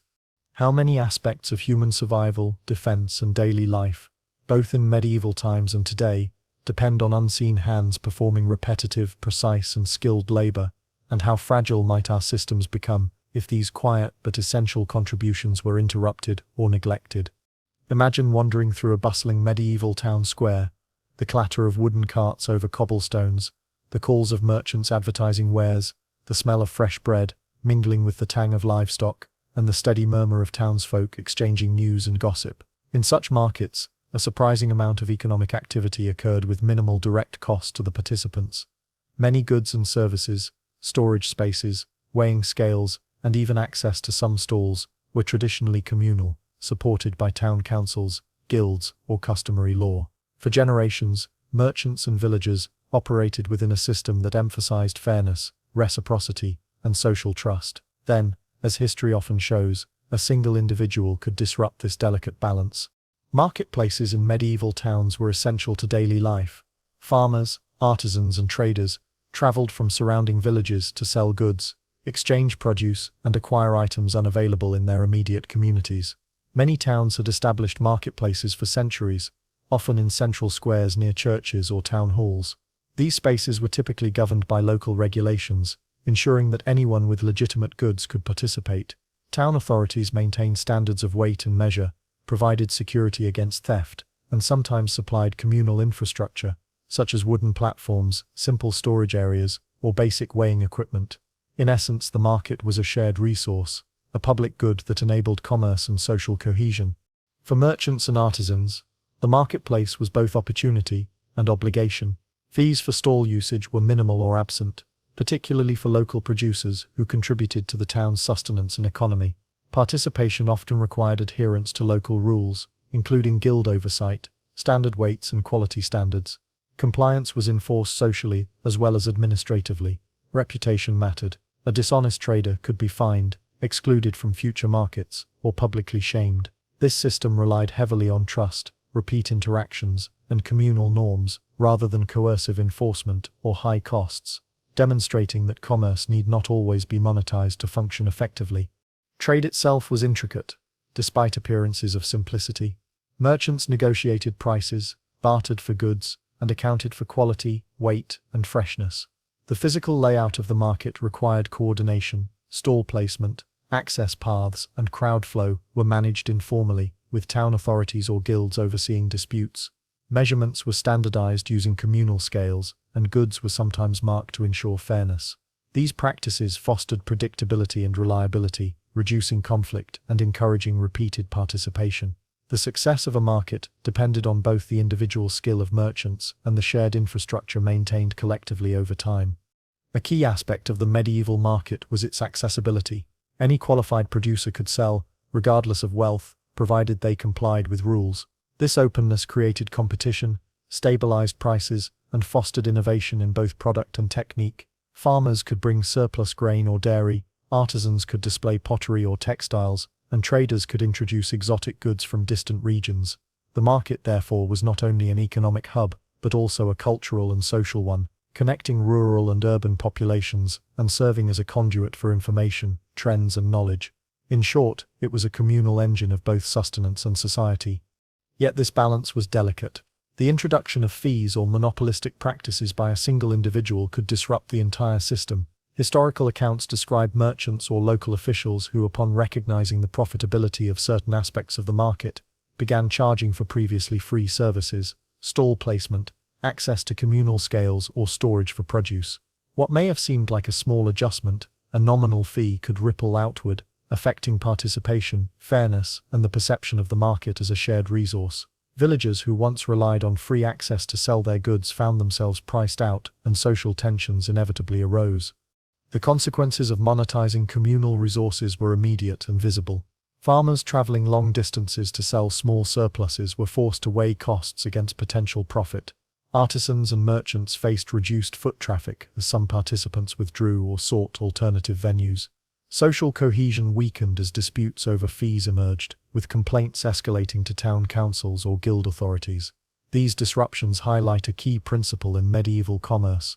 Markets were not merely economic spaces but social institutions dependent on trust, transparency, and collective norms. Introducing charges transformed the social fabric as much as the economics. Moreover, monetization often triggered unintended innovations or workarounds. Some producers might pool resources to pay fees collectively, barter for access, or bypass formal marketplaces in favor of informal trading spots. Guilds and town councils sometimes intervened to restore fairness, reaffirming traditional practices and mitigating conflict. In other cases, these disputes escalated, with chroniclers recording debates, fines, or temporary bans. The introduction of fees by a single opportunistic actor thus became a flashpoint, illustrating how fragile communal systems could be when disrupted by personal ambition or short-term profit motives. Interestingly, the market's evolution also reflected technological and organizational ingenuity. Weighing scales, wooden stalls, and simple storage sheds were not just functional. They represented careful design to maximize space, fairness, and efficiency. Maintenance and operation were often communal, requiring repeated effort and vigilance. Cleaning the square, repairing wooden platforms, and monitoring trade standards were ongoing tasks, performed by town employees, guild members, or volunteers. These repetitive, unseen labors formed the backbone of the marketplace, ensuring that social trust and economic activity could coexist. Without such work, the market could not function reliably, even before the introduction of disruptive fees. Markets were also dynamic sites of learning and information exchange.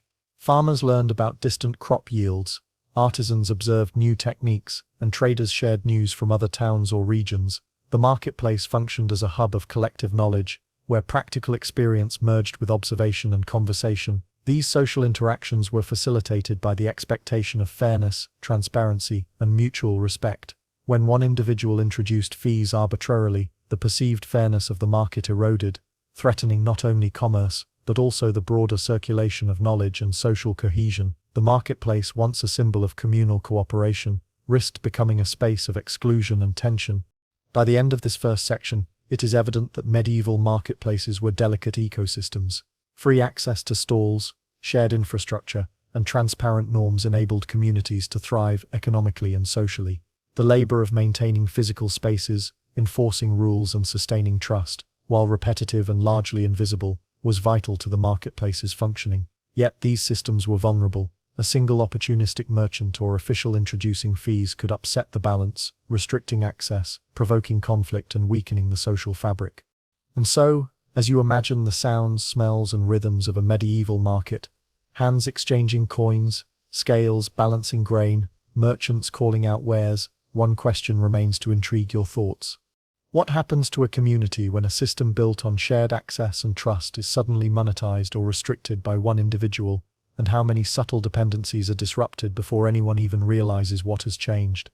Continuing the tale of the medieval marketplace, we begin to see the deeper consequences of monetization and how the introduction of fees by a single ambitious merchant or a town official reshaped economic, social and political dynamics. The marketplace was far more than a collection of stalls. It was a carefully balanced ecosystem of trust, labor, and shared responsibility. When the delicate equilibrium was disrupted, the effects rippled across towns and villages, revealing the interdependence of commerce, governance, and community cohesion. At its core, the medieval marketplace relied on repeated, often invisible labor. Wooden stalls had to be assembled, cleaned, and maintained. Scales required calibration and careful handling. Streets needed clearing to allow the flow of foot traffic and carts. Town employees, guild members, and sometimes volunteers performed these essential tasks daily or weekly, ensuring that the market could function efficiently. The repetition of these tasks was crucial. A minor lapse, an unstable platform, a broken scale, or poorly cleared pathways could slow trade, reduce fairness, and provoke disputes. In this sense, the physical labor sustaining the marketplace was as vital as the exchange of goods itself. When fees were introduced where previously there were none, the ripple effects were immediate. Farmers who traveled long distances to sell modest quantities of produce found their profits reduced or entirely negated. Small-scale artisans struggled to compete with wealthier merchants who could absorb additional costs, effectively creating an economic barrier to entry. Access to communal scales or storage, once a simple courtesy or civic duty, now became a paid privilege, reshaping patterns of trade and participation. In some cases, communities responded by redirecting trade to informal makeshift locations, undermining the official market's authority and organization. The social consequences were equally significant. Medieval marketplaces were arenas of both commerce and community interaction. They provided spaces for news, gossip, and social learning, and facilitated relationships that strengthened town cohesion.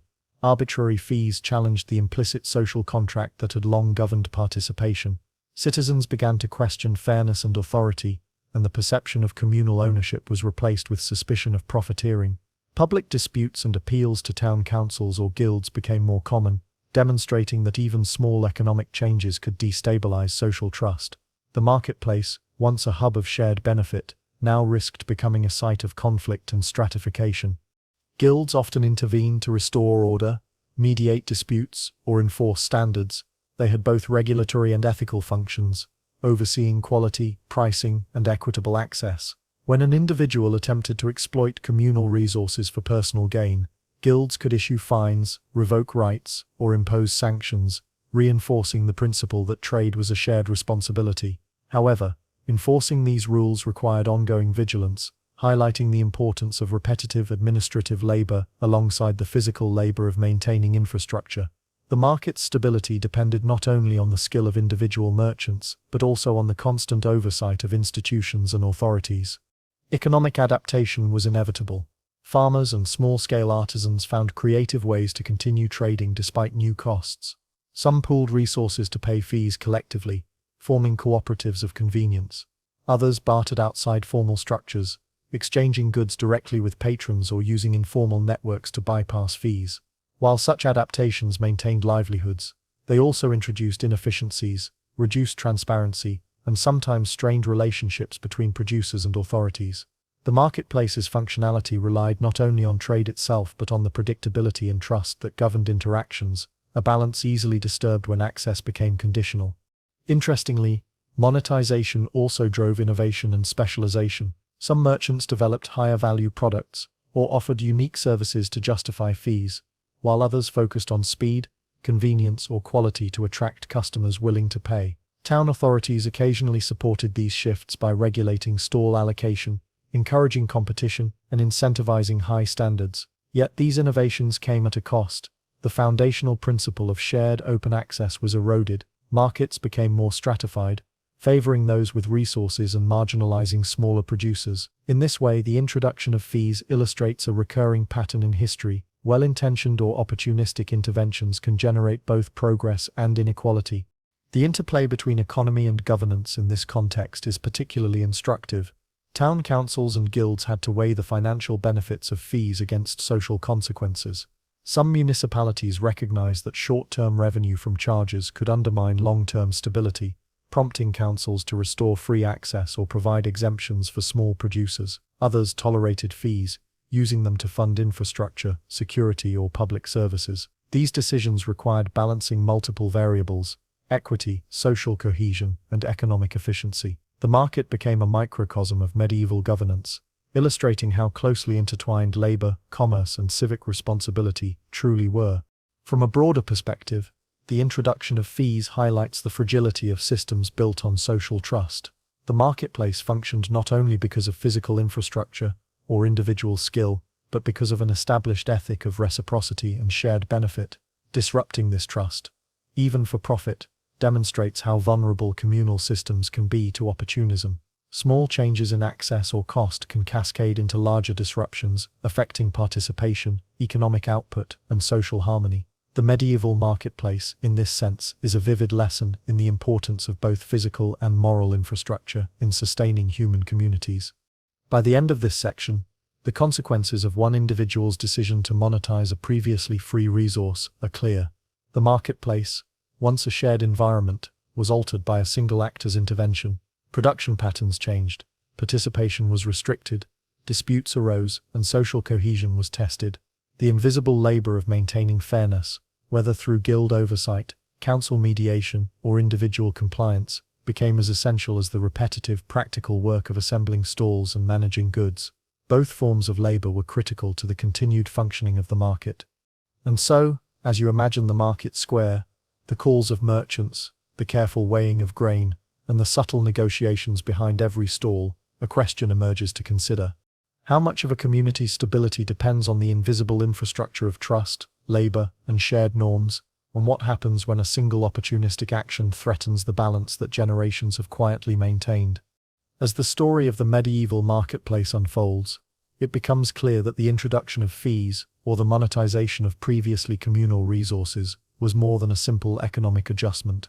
It was a catalyst for social tension, adaptive innovation, and lessons in governance that resonate far beyond its time. The marketplace was a living system, maintained by repetitive labor, trust, and careful regulation, all of which could be disrupted by a single individual seeking personal gain. Examining how these events played out offers insight into the fragile balance of medieval communities and the invisible networks that sustained them.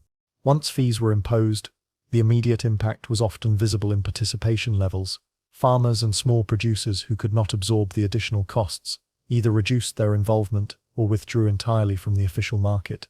Artisans selling low-margin goods faced similar constraints. In towns where the market had previously functioned as a space of inclusive exchange, this shift introduced inequality and stratification. Wealthier merchants could continue trading and even profit from the reduced competition, while smaller participants were forced to adapt, creating informal networks or selling in less regulated spaces.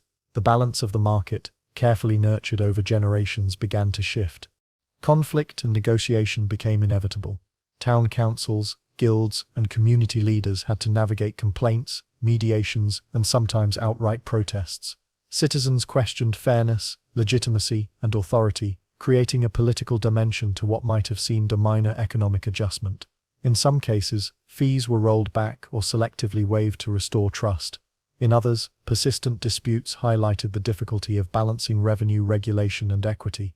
The marketplace thus became a microcosm of medieval governance, illustrating how labor, commerce, and civic responsibility were interdependent and how small changes could ripple outward into broader societal consequences.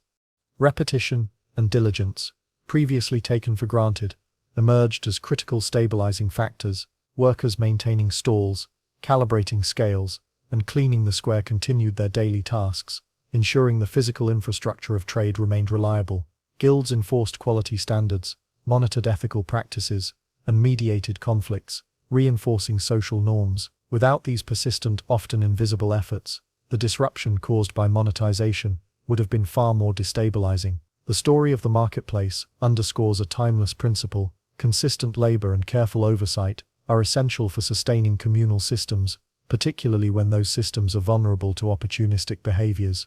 Interestingly, the market's disruption also stimulated innovation. Some participants developed strategies to navigate fees, pooling resources, bartering for access, or creating alternative trading spaces. These adaptive behaviors highlight human resilience and ingenuity, demonstrating that even when communal systems are disrupted, people find ways to preserve economic and social function. However, such adaptations often involve trade-offs. Efficiency might decrease, transparency could be reduced, and informal arrangements could erode trust over time. The marketplace evolved, but at the cost of some of the inclusivity and predictability that had characterized its earlier form. The experience also illustrates the intersection of economics and morality. While introducing fees could be justified as a way to fund infrastructure, provide security, or improve efficiency, the social cost was significant. Citizens' perception of fairness mattered as much as any financial calculation. Medieval communities valued trust, reciprocity, and shared access. Violating these principles, even inadvertently, could provoke backlash, disrupt trade, and strain social cohesion. In this way, the seemingly mundane act of monetizing access became a profound lesson in governance, ethics, and communal management. From a broader historical perspective, the story of the marketplace reveals how ordinary, repetitive labor underpinned the survival and functionality of towns. Physical maintenance of stalls, administrative oversight by guilds, monitoring of trade, and regulation of behavior all constituted invisible work that enabled commerce to flourish. When a single individual disrupted the system by introducing fees, the fragility of these interconnected layers became evident. Economic productivity, social trust, and civic stability were not guaranteed. They depended on the careful coordination of countless unseen acts. By the conclusion of this episode, it is clear that the marketplace was far more than a venue for trade. It was a social institution, a civic arena, and a hub of knowledge exchange. The introduction of fees by one merchant, official, or entrepreneur disrupted not only commerce but also the social fabric. Participation was limited, inequities emerged, and conflict required intervention. The story highlights how communities rely on the invisible labor of both physical maintenance and ethical oversight, and how quickly these systems can be destabilized by opportunistic behavior. Finally, the lessons of this story extend beyond medieval towns. Modern parallels are everywhere. Public parks, shared digital platforms, and municipal services all depend on a combination of invisible labor, trust, and fair access. When access is restricted, monetized, or poorly managed, participation diminishes, inequalities grow, and social cohesion is tested. The medieval marketplace serves as an early example of this dynamic, reminding us that communal systems, whether in the past or present, require consistent care, oversight, and ethical management to thrive.